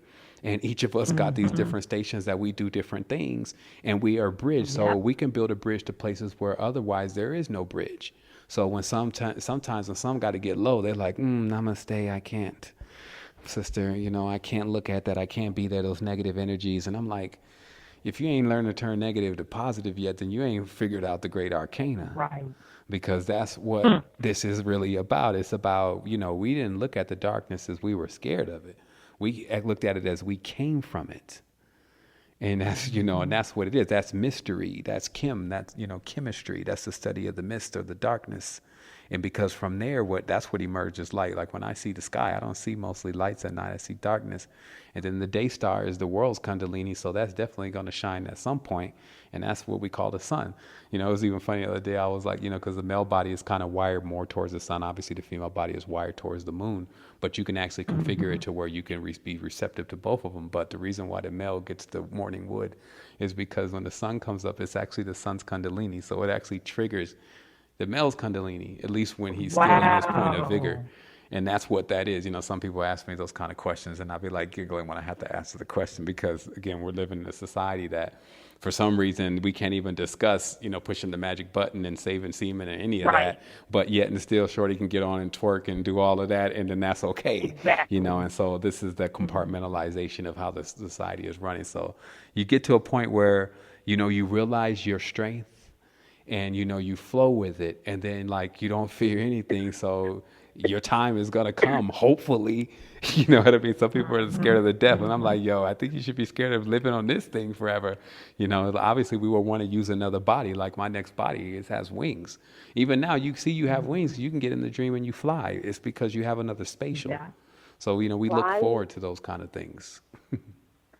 Wow. Well, I don't want the idea kind of hog the conversation. I'm sorry. Oh, no, you didn't. No, look, you hog the conversation. The elephant in the room. But I should the co-host was like, you know what, forget it. Forget it. Exactly. So, Sister Divinity, did you have any questions? Or any insight? I know he's deep. Actually, I'm busy. Yeah, actually, I'm busy taking notes. It's really awesome. I really appreciate you being here. Thank you, sister. All right. So, Brother Wendell, I just brought you back in. Wendell, I know you got something. I do, Emmanuel. You know how he is. He's the hot mess of the group. Look, you mentioned bridge several times. Yes, sir. The word bridge. And you also mentioned current. And you mentioned energy. The way I view this whole ball of wax that we're in is that somehow we got trapped into cyclical thinking rather than linear thinking. You get what I'm saying? For sure. What they call it is a circle. Because what happens is that when we look at a coil on a two-dimensional level, we see a circle. And really, there's a lot that's really two-dimensional about the reality. So when you're right on it, because when the consciousness is stuck in the duality, it's literally in a circle. So they call it courses. He's run its course. And then that also gives us the word curses, because that's actually what the curse is to keep repeating the same thing over and over again. So never you really expand beyond, right? So for sure. Right. Okay. I just wanted to see if we was on the same page. A long time ago. I figured that out a long time ago that we got to get out of cyclical thinking and start thinking linear. Exactly. In other words, tear your rearview mirror off. Exactly. I mean, it's just like that. I mean, it's expanding the consciousness, and it's really like an orb. We can actually move in all directions. Even the term ascension is a little bit tricky because it actually means just moving up. But the reality is that Right. when we gain more consciousness, we expand. So that means we go lower, Right. higher, left, right, in all directions. Right. And Right. so yeah, that's the way we want to move rather than this, in the circle. You're repeating yourself. And then sometimes even the Yeah. linear or the straight line, because it just looks like one direction or the other direction. And it's like, yo, we need to keep expanding and get more into, giving ourselves more options in a certain tense. Because, Right. that's also where our inventive state of consciousness comes from, because, that's when we Yeah. start thinking about, okay, but what if I don't have to follow this particular tradition and what it's saying? And even though it's been thousands of years Right. and everyone's done this way, what if there's another way? And so I think that that's also what's Yeah. come out of all of this experience that we're having, even with being in the United States, because realistically, sometimes when you're in other places, you don't, it's if everyone's already stuck and everyone's in this circle and then someone got the whole script wrong about what we should be doing, now the whole thing needs Yeah. to be rebooted again. So none of this is pretty anyway. And then the procedure, Right. though, of one getting to a point where they can start thinking freely, because the thing is, like, even for us to be on this radio and things and talking right now, we've come out of dominion. And then also sometimes we think of the reality like we live it right now. We don't understand that only 250, 200 years ago, reading was not commonplace. Most of the time people have Bibles that they could not read and they just used as talismans to ward off evil. Not that they could read what was in those books. So let alone you got 5, 6 books they didn't bought Metal, you're reading Rosetta Stone, and you jump across the internet, you didn't jumped on some site, they talk about reptilians, and no, that wasn't possible. But also remember that same, like I said, the gift and the curse, the reality, even from the controller standpoint, was being hindered by not allowing that next jump or leap in consciousness of allowing people to basically read and share knowledge. But that's why they opened up the universities, so that way they can work the compartmentalization and they can give these high levels of knowledge to have a super slave, not a superhuman, like a superhuman. No, a super Yeah. slave. Yeah. So, but that could do things that were on a caliber of actually running a complex reality, like building large weapons, those kind of things. When you can't read, yeah, you're confined to picking cotton and building railroads and buildings and that kind of thing. But when you can read, then you create the age. So I want to conclude something also about, because we talked early, the first part of this was about how ages change. And I've definitely got deep into that information on certain recordings, but just very specifically, you see the age change by the current. Just like what Wendell saying, I heard you mention current. The current or the currency is what controls the age. So you had the gold, that was the golden age. You got the industrial age. Then you got the plastic, that's oil, that's that age. And then you move into the computer age. And then now it's going to be the age of ether, where ether is going to be the currency. And even now they have this site, it's called Ethereum, and they use an open source algorithm, the same thing as Bitcoin, in order to create another form of currency that's backed by the people or their belief in its actual value, because that's all money is now, is just a belief in value, not something that's actually backed by anything, which you obviously know. So there's people who have now taken that system and said, well, why don't we just make our own? That's what Bitcoin is. And then even the banks are trying to explore Bitcoin as an option because it has a 0% fraud rate. And the amount of money that's being lost just within fraud alone, them Nigerians are banked up over there, look hooked up with the Chinese, sending the money from that check that you'd have thought you was going to deposit and it was going to clear and you was going to get that money because his father was some sheik or shah that has, you get the Nigerian scam letter. But people don't realize that the United States has been defrauded billions of dollars from the Nigerian letter because of flaws in their banking system that they showed on Catch Me If You Can with Leonardo DiCaprio, which is still there. So, it's just interesting to how, you see that, but that's the drama. They got the Dragon Mother. That's just her saga. And, in all of that, it's like, okay, let's shut the TV off though, because I got to get somewhere. It's like, I've seen it all, I've done it all, and anything that I haven't, I can simulate. Like at this point, they got so many different humans in the world. I can find someone who's done that and I can tap right into it. I can look on their Facebook and see that somehow they didn't get to it either. And what I'm going to need to do is I'm going to need to cut a new path out in this forest, because it looks like the path where we're supposed to go has seemed to grown up And then now we're going to have to go down through there and deal with the snakes in the grass and the big ass birds flying in the air if we have to. Because by all means, like our ancestors said, we got to get free. And freedom is a funny word, because I don't see freedom on a planet that has any constellations that are in an orbit.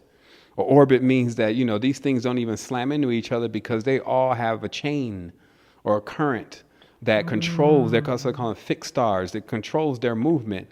Freedom is you don't have no controlled movement. You're like a comet. You just come through and they never see you again.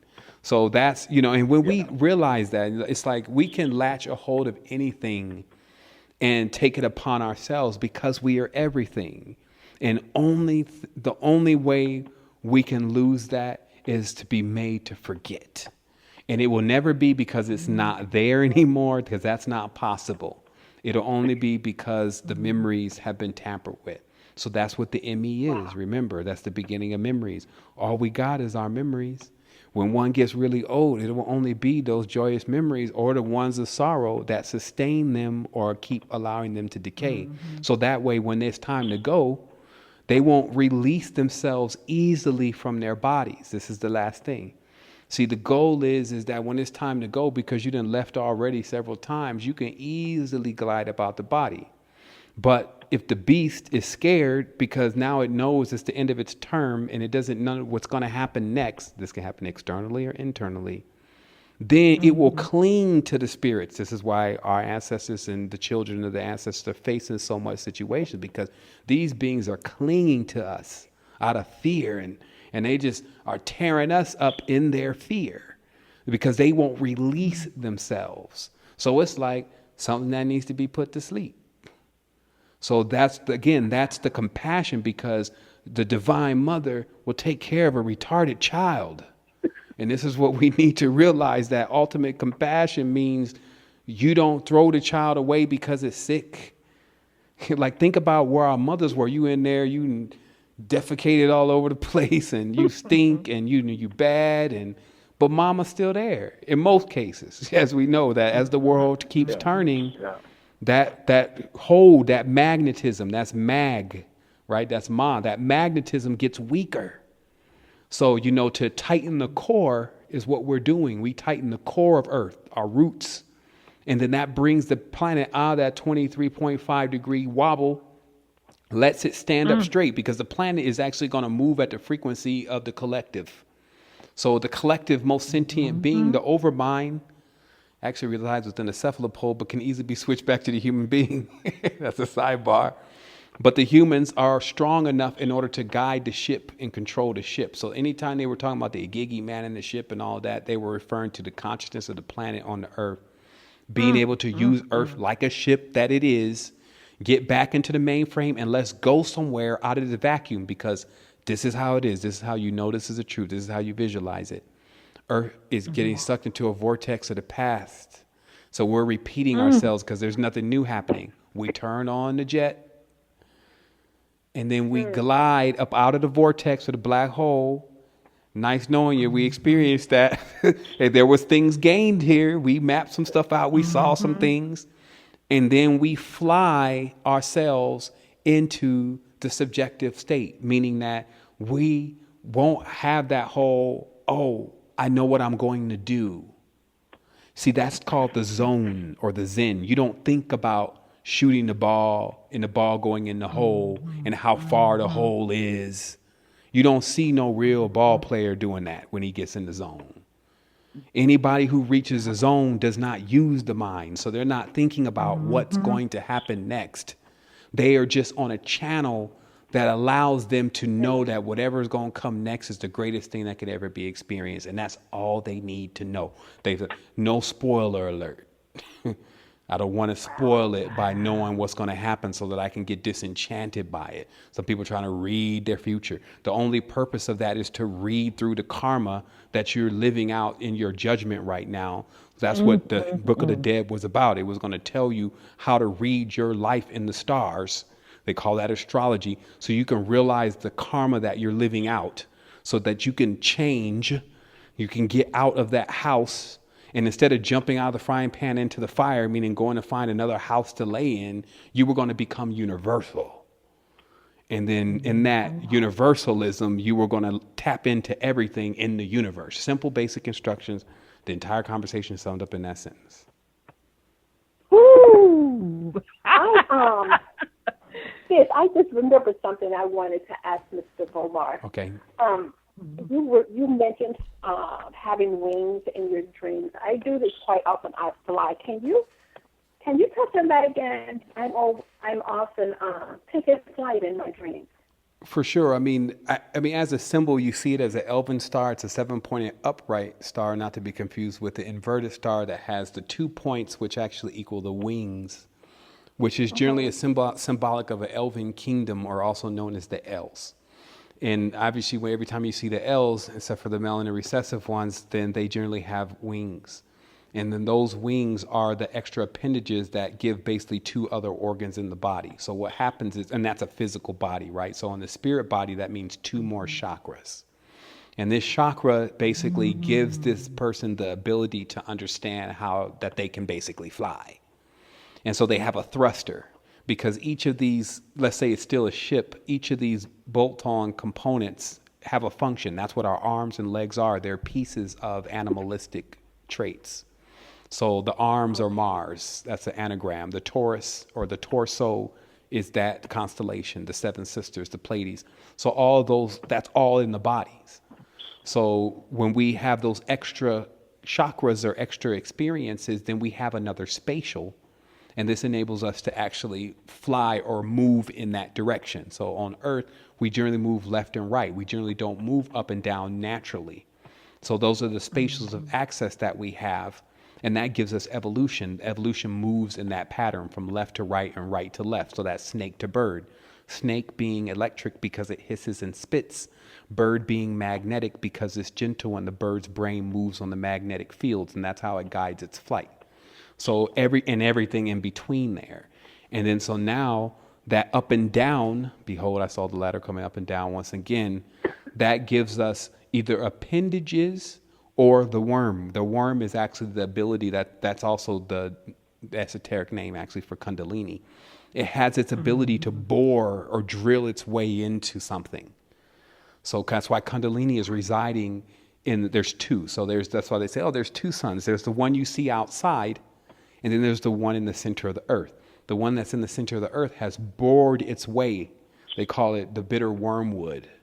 It's bored its way into the center. They say even it made the ocean that was fresh water taste like salt.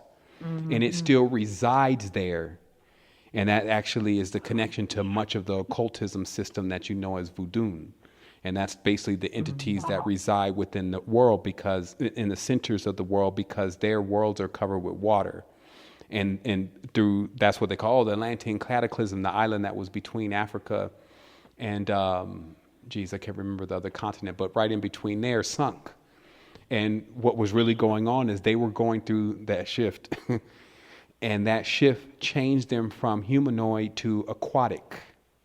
So then the new age came, and Oannes and Tiamat, who's Yemaya, emerged from the waters as the teachers. That's divine feminine, divine masculine.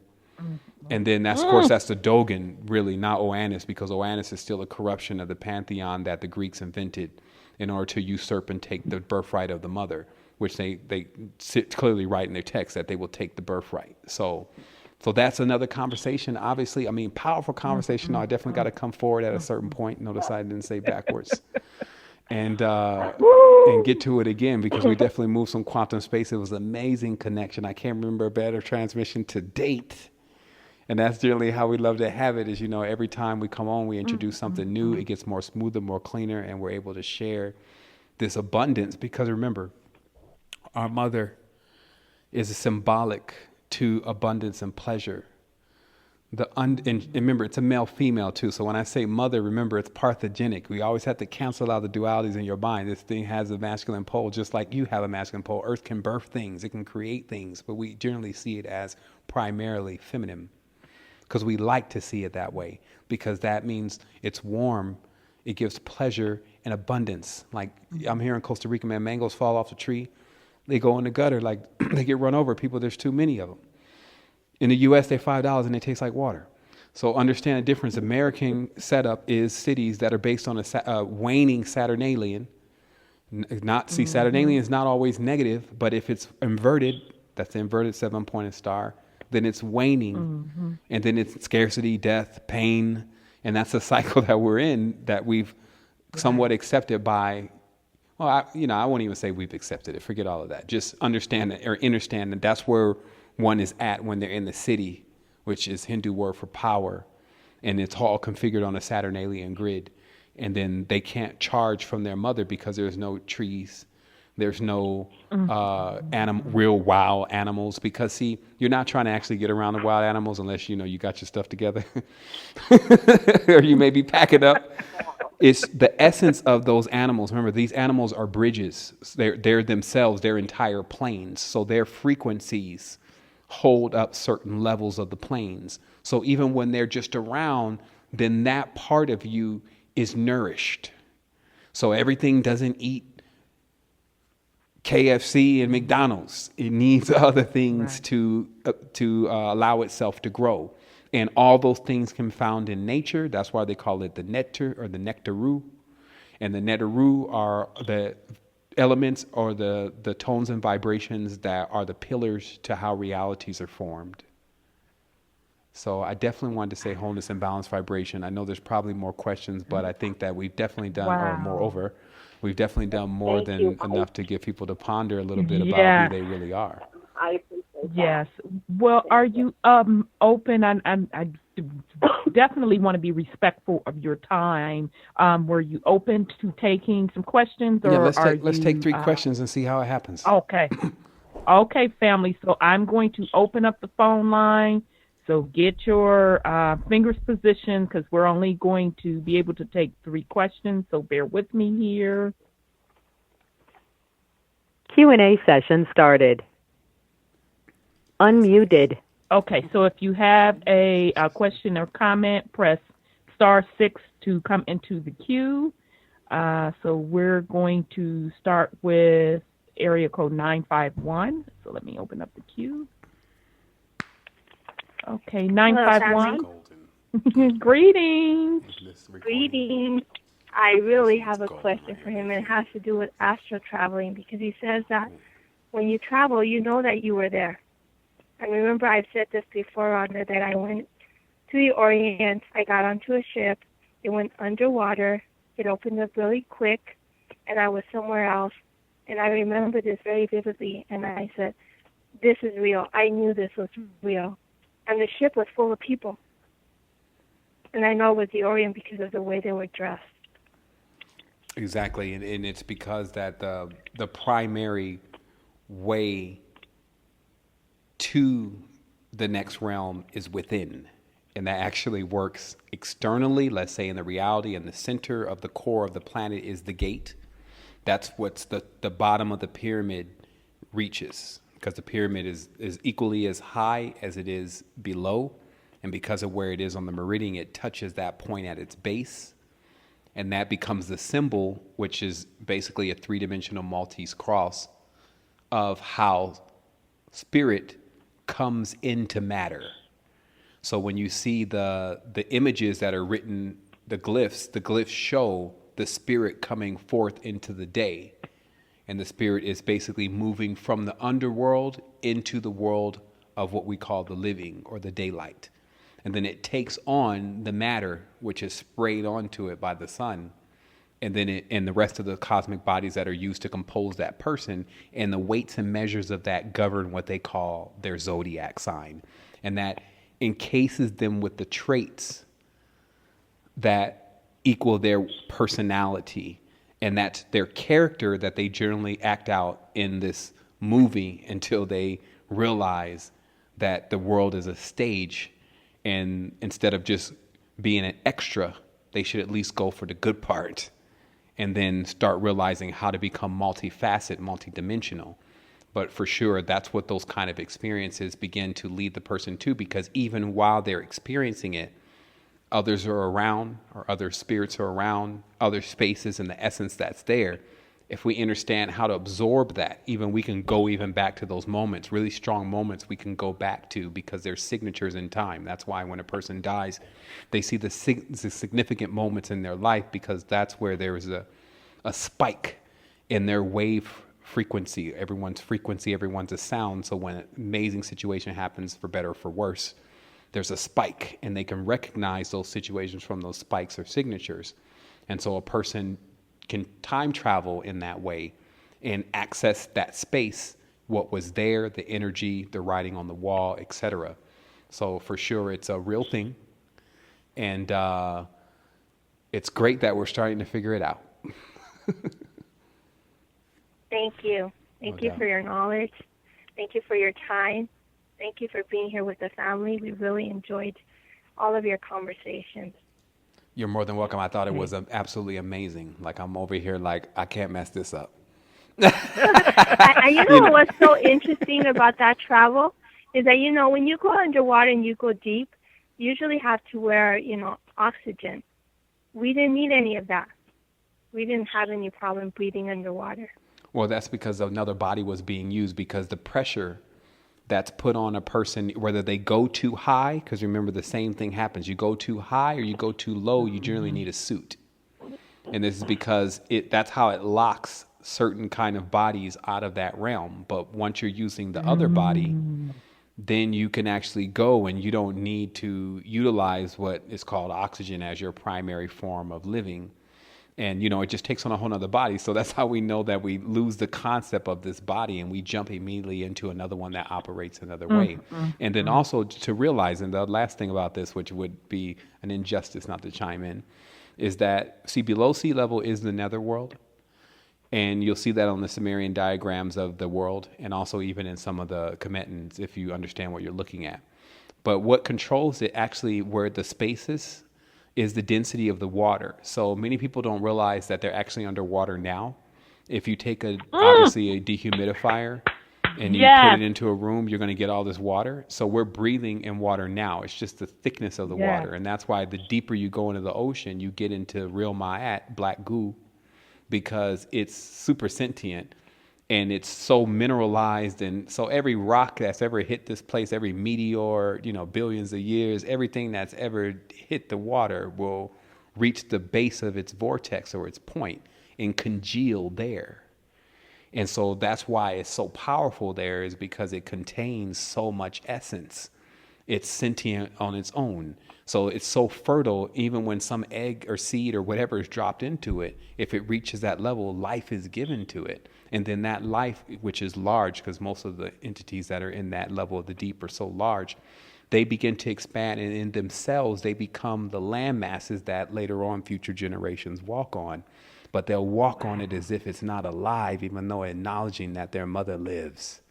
And that's the madness. Like they always say, oh, the earth is alive. You see these trees growing out of it. Nothing dead could have something grow out of it.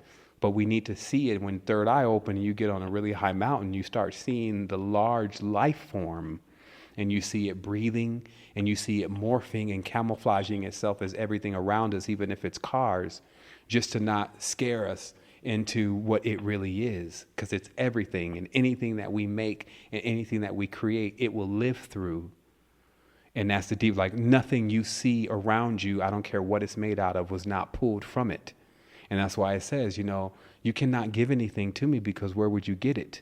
And you cannot take anything from me, because where you would put it. Where would you put it? You will put it right back into me. So, and that's the next level, because that level is not in the level of scarcity. It's like, you know, it's a whole nother level of power. It doesn't even, there's no limit to its power. And what we're doing is we're prepping ourselves for that experience. So whether it's the ayahuasca, whether it's the crazy dream, the lucid sleep, whether it's the jail sentence, whatever it may be, all serves for the spirit to reach the stage of its oversoul. You are so deep. I had an overload. You short circuit of it. I had to go to church on them there for a couple seconds. Wow. Well, sis, I know they had to Thank have you for answers his time. to I know. I thank you. I thank you for your time. No doubt, wholeness. Okay, sis. Thank you so much. Peace and Thank love. you. Peace and love. Okay. Okay, we're going to take the last caller, which is 214. Okay. Hello, Runner. How you doing tonight? Greetings, beloved. I'm well. How are you? I'm doing. I can't think of the word from hearing what that brother just say. I'm telling you. Wow. I told y'all to be ready. I told y'all. Where you find that brother at? I don't even remember how I ran across his information, but it's been years. And the first time I heard him, like I said, I had to go back and listen to him 3 times with my notepad. And I've just, been following him all along. So I'll shut up about me. Go ahead on and get some of this brother's time while you have the moment. One thing I'm going to say what you say, Runner. Brother, you done pushed my wig way back. Well, it makes us all feel good. Like, that just lets us know how much power we have amongst ourselves, because, even to hear that has got me like, I'm about to George Jefferson walk up out of here, because, the transmission was flawless. I'm like, shoot, I can sit back for a couple months. You're right. But still, it's like, shoot, they could digest that. But it's all just making it happen. I'm just going to say a few things because I don't know how much time you got, because I can talk to you till the world comes to you.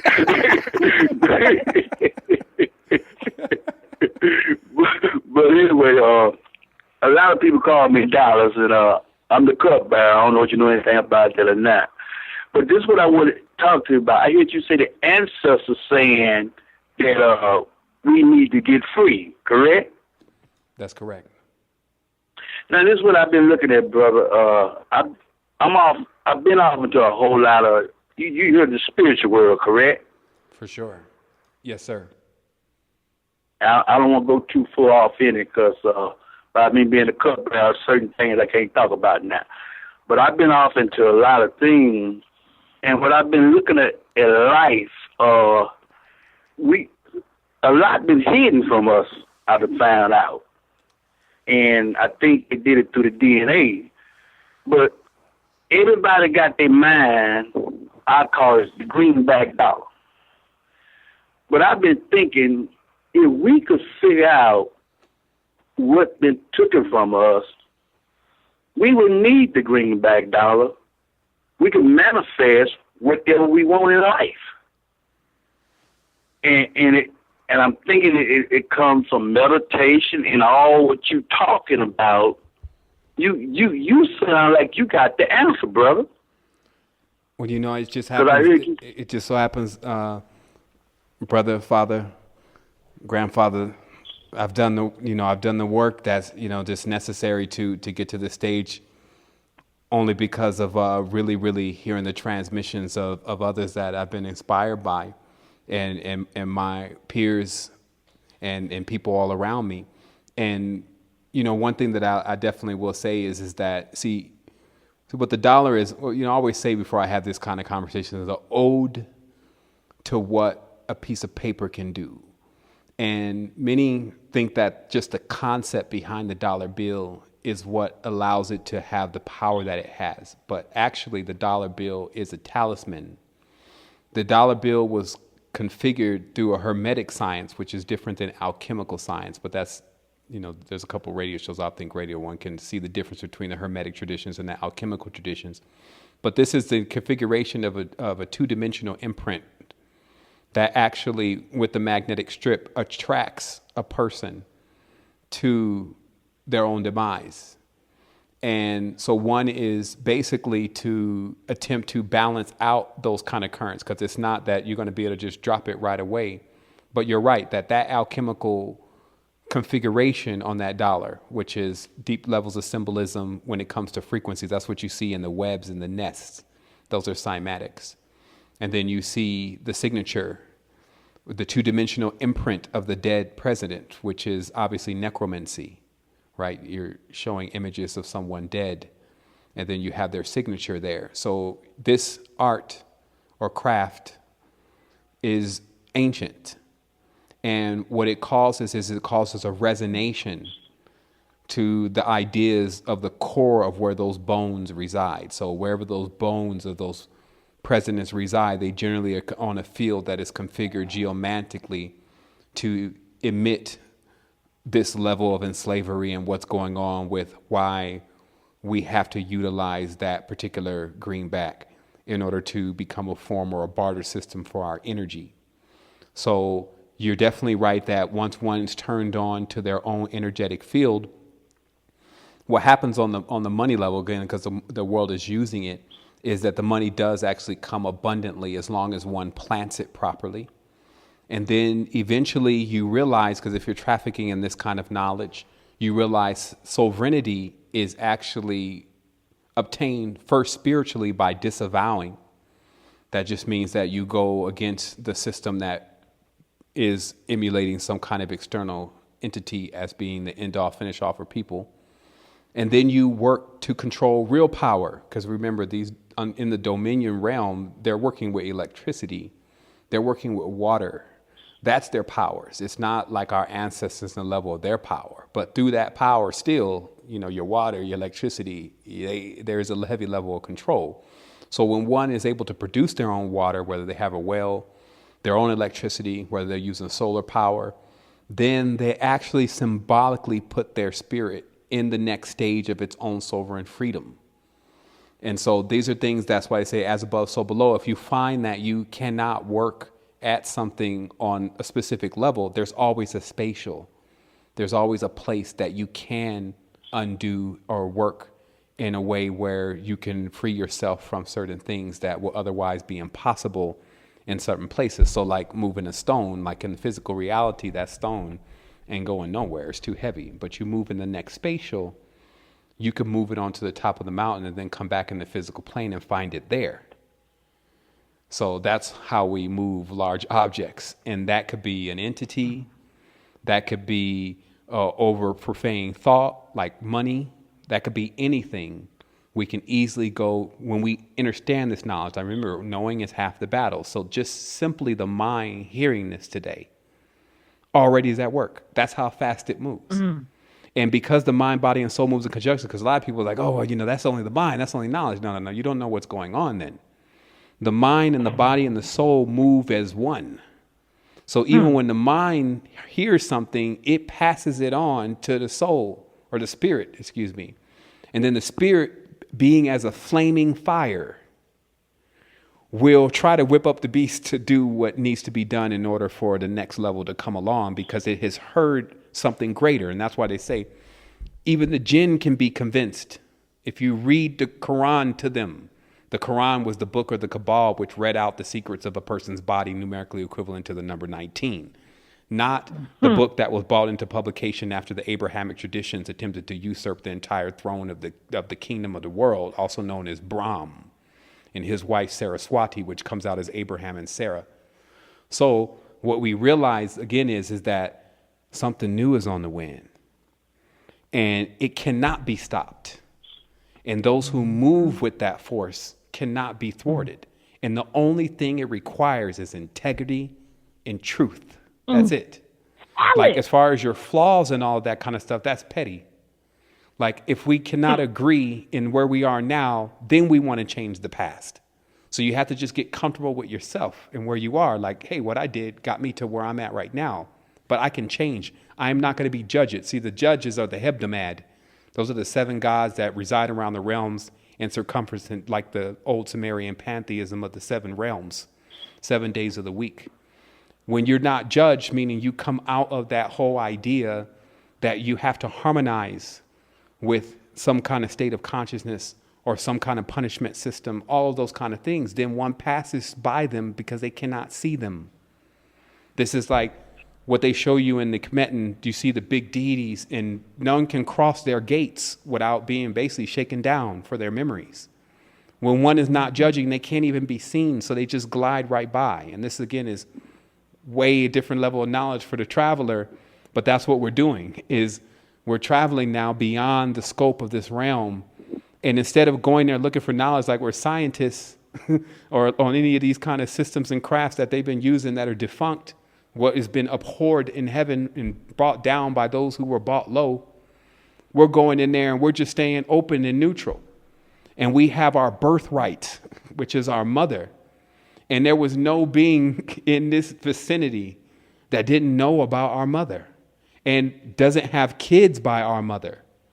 And that's why, when they try to demonize it, they go, oh, the harlot. But see, every Mary in the book of the Bible is all the same being. And that lets you know the different aspects of how they're referring to the divine feminine. Oh, she's the harlot. And no, she was the one to Jesus. Jesus used to kiss her in the mouth. And you just have to keep reading the books until you realize, oh, man, and then, of course, the experience. So this is a great time for us. And we will not allow that time to be spoiled by our programming. Because that's why one has to always, stay on the throne, move back in the mind. The moment the mind tries to go into, because it's going to do that for a while, when it starts going into, but we're still going to, whoa.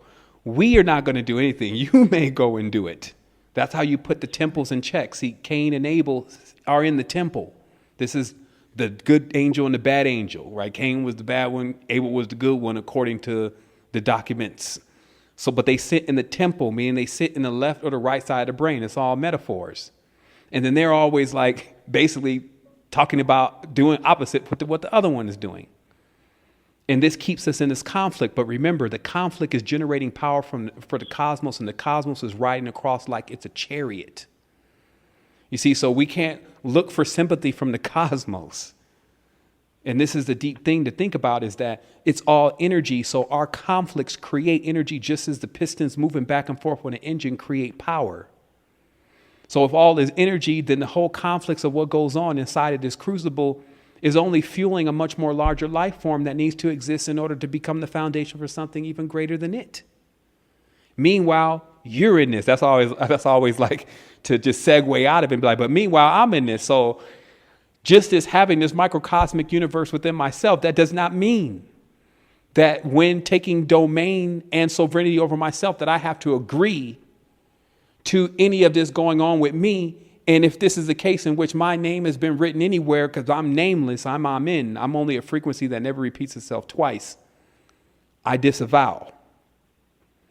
And that means I'm out of it. So I'm out of the confusion, because that was what was on the Oath of Harmon and all of what they were talking about, and all the let's go do the deed, and the giants came in with the women and all of that. Like, okay, that's great. I've closed the book now. Where are we at? What have we learned? What have we gained?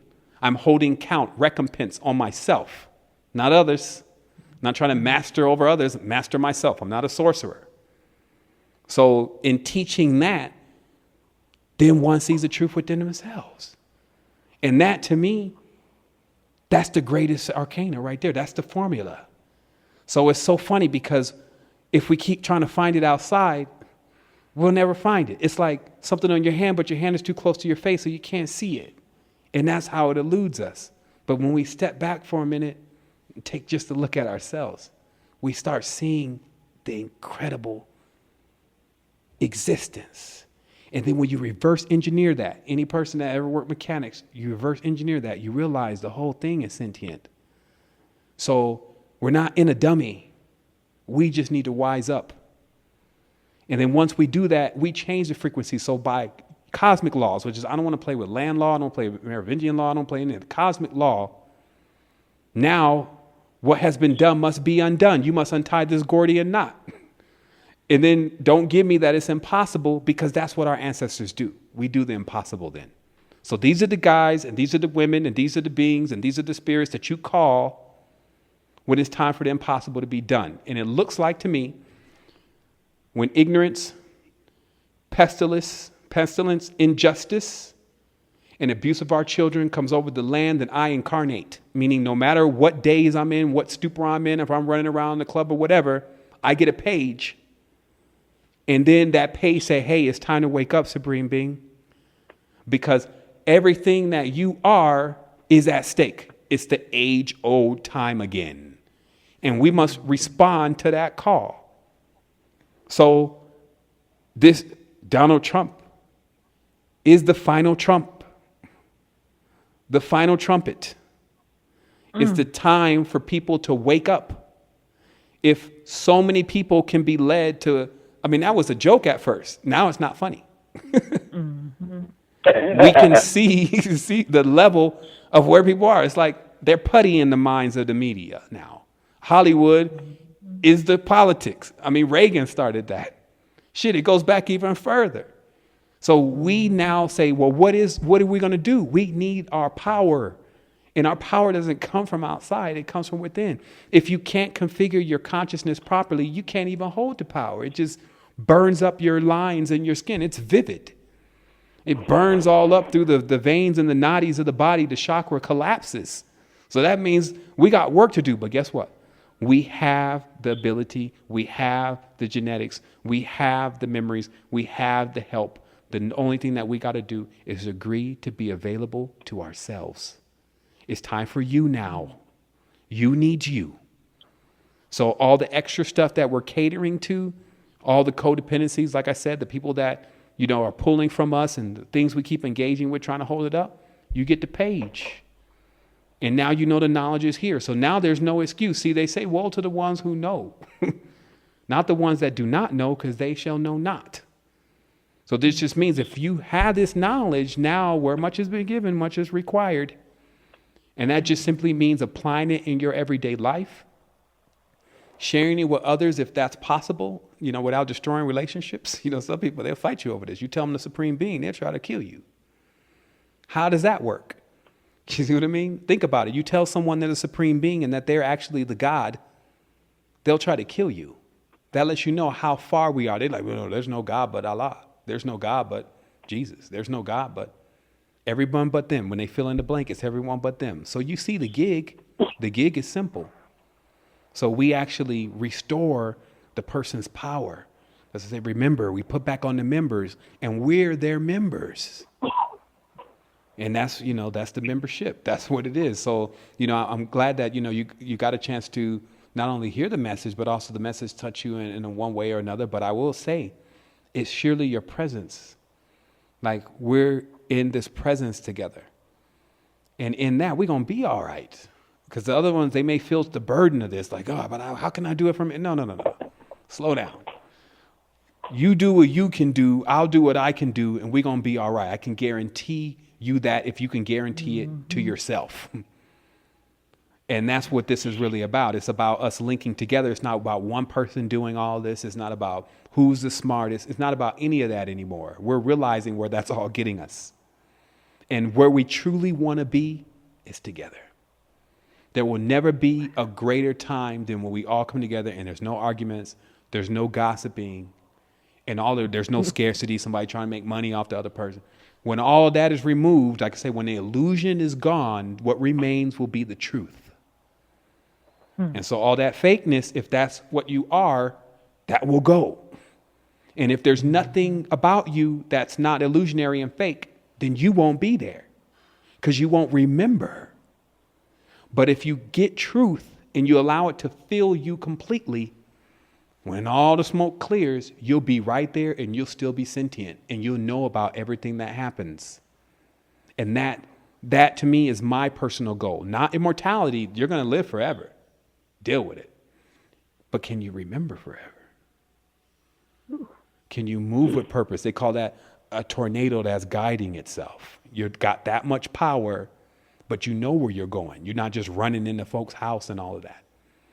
And so this is what we earn back. And it's piece by piece, because the more energy and power you get, the more range you have.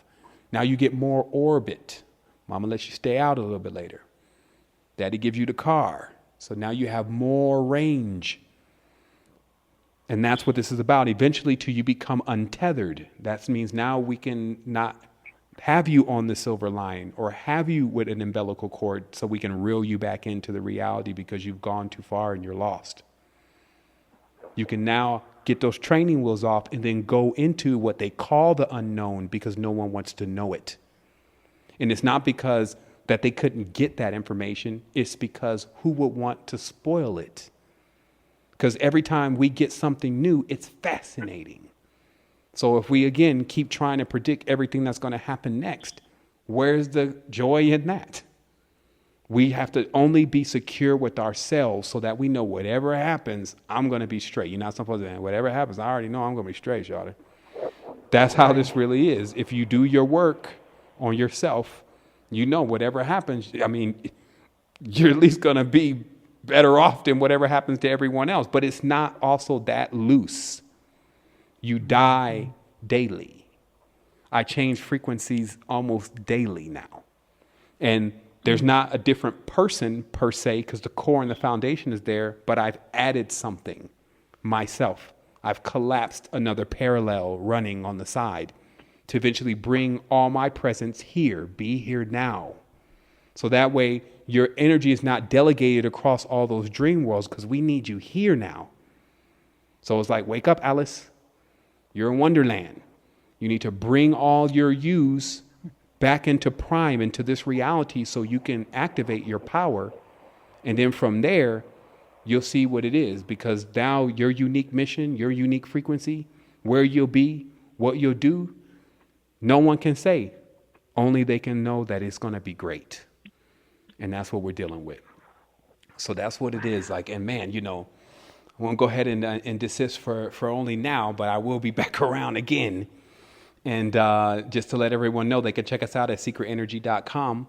University kicks off June 21st. Semester 2 is going to be amazing. We got manuals for everything, and lots of topics are covered. And then you get the imagery, because sometimes for some people, seeing is believing. All this that went across the day was like, well, that was great, but I love science fiction. It's just like, it doesn't actually hit them until they get hit with one of them pictures, because we're in a seeing and believing world. So when you see this in the diagram or on something that was pulled from the Royal Society 150 years ago when they didn't have TV, so all they could do was illustrate and write, then it starts to click for you, because you see the images of you on the other parts of the timeline and how you react and how you act and what the symbols really mean and what they do to you and what you've done with the symbols. So that's what it is. Wow. Well, I want to thank you. Two more questions, Rhonda, for him. Okay. Are you asking me or are you telling me?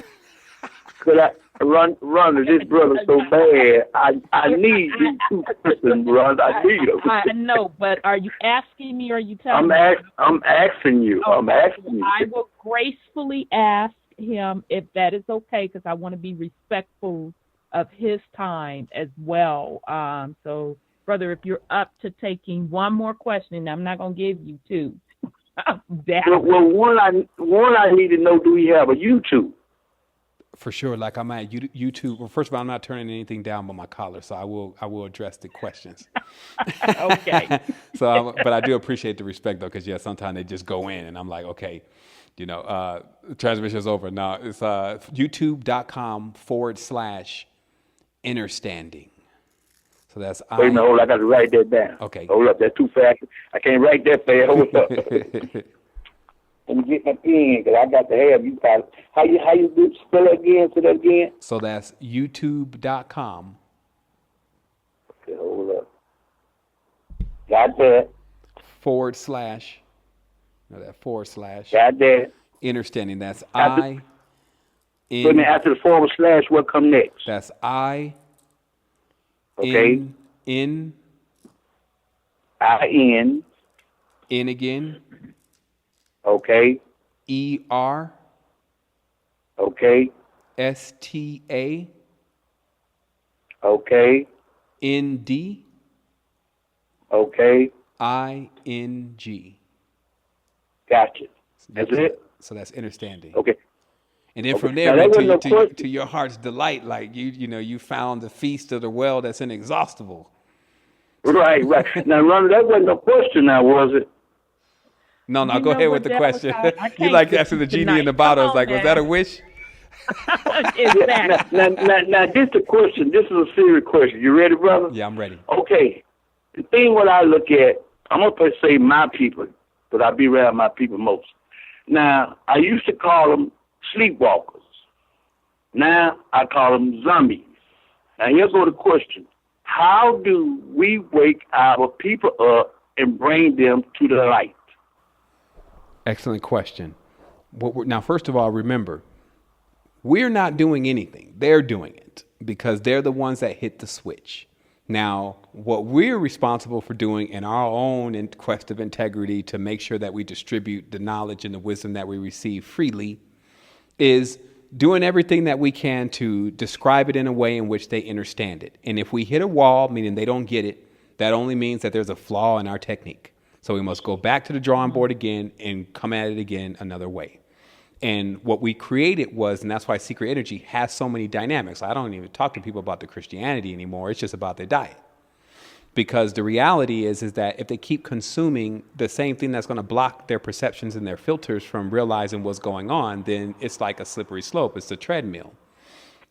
But, or moreover, if you want to get to the bottom of this, then we have to go back into the prisons.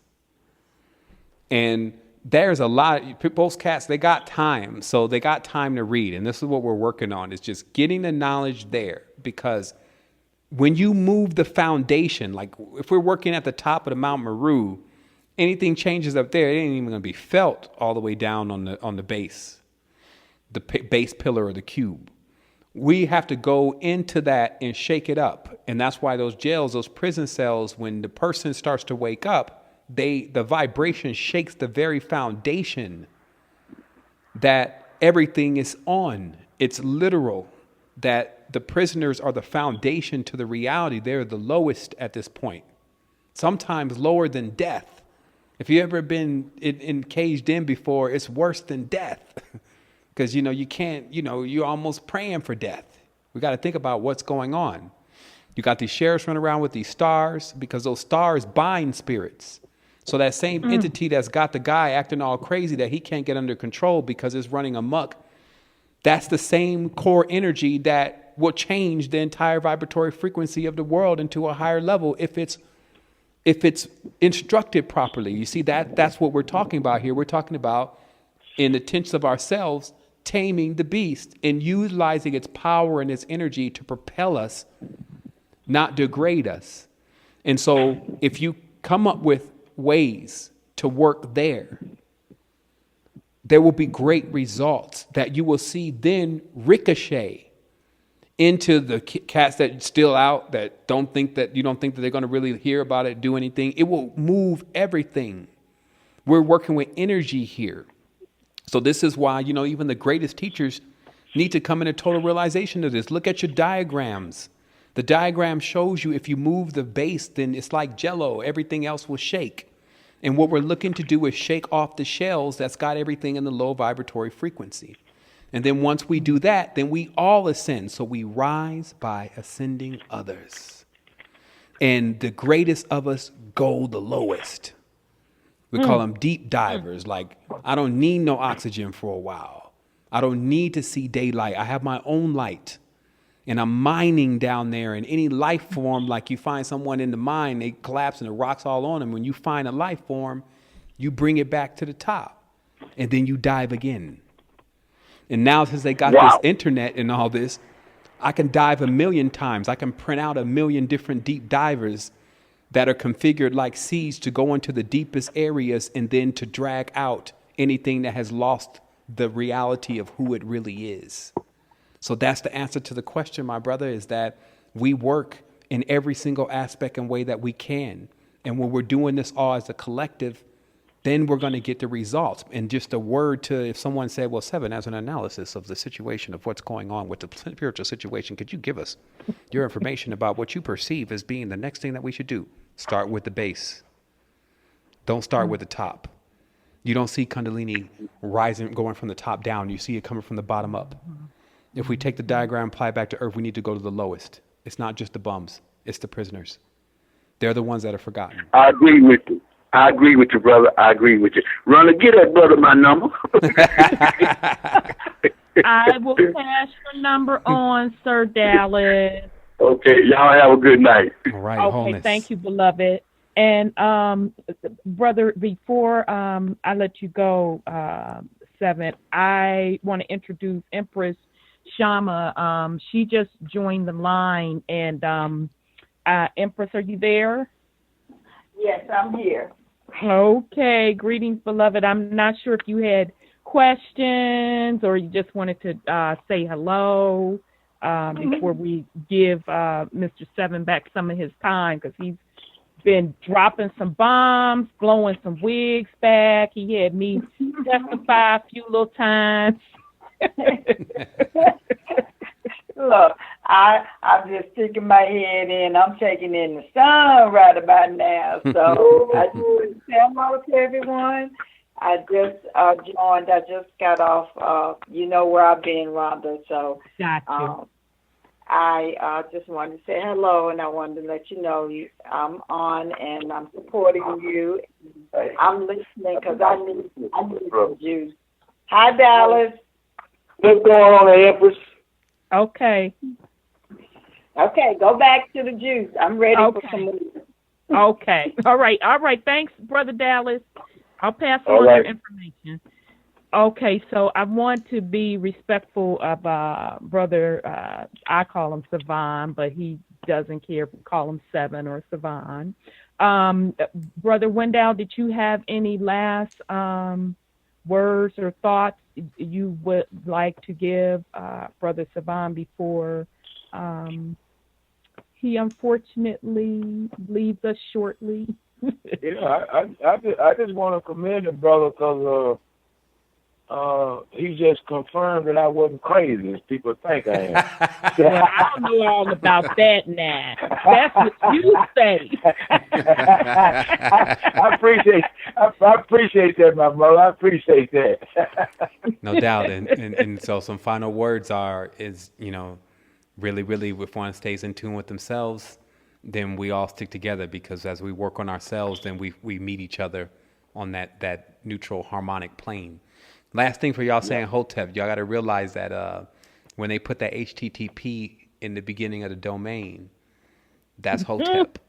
Just so you understand how deep the power was. That apple was 5. When they cut it in half, is five seeds in it. That's a pentagram. So that's the 5 that was encoded within the pyramids.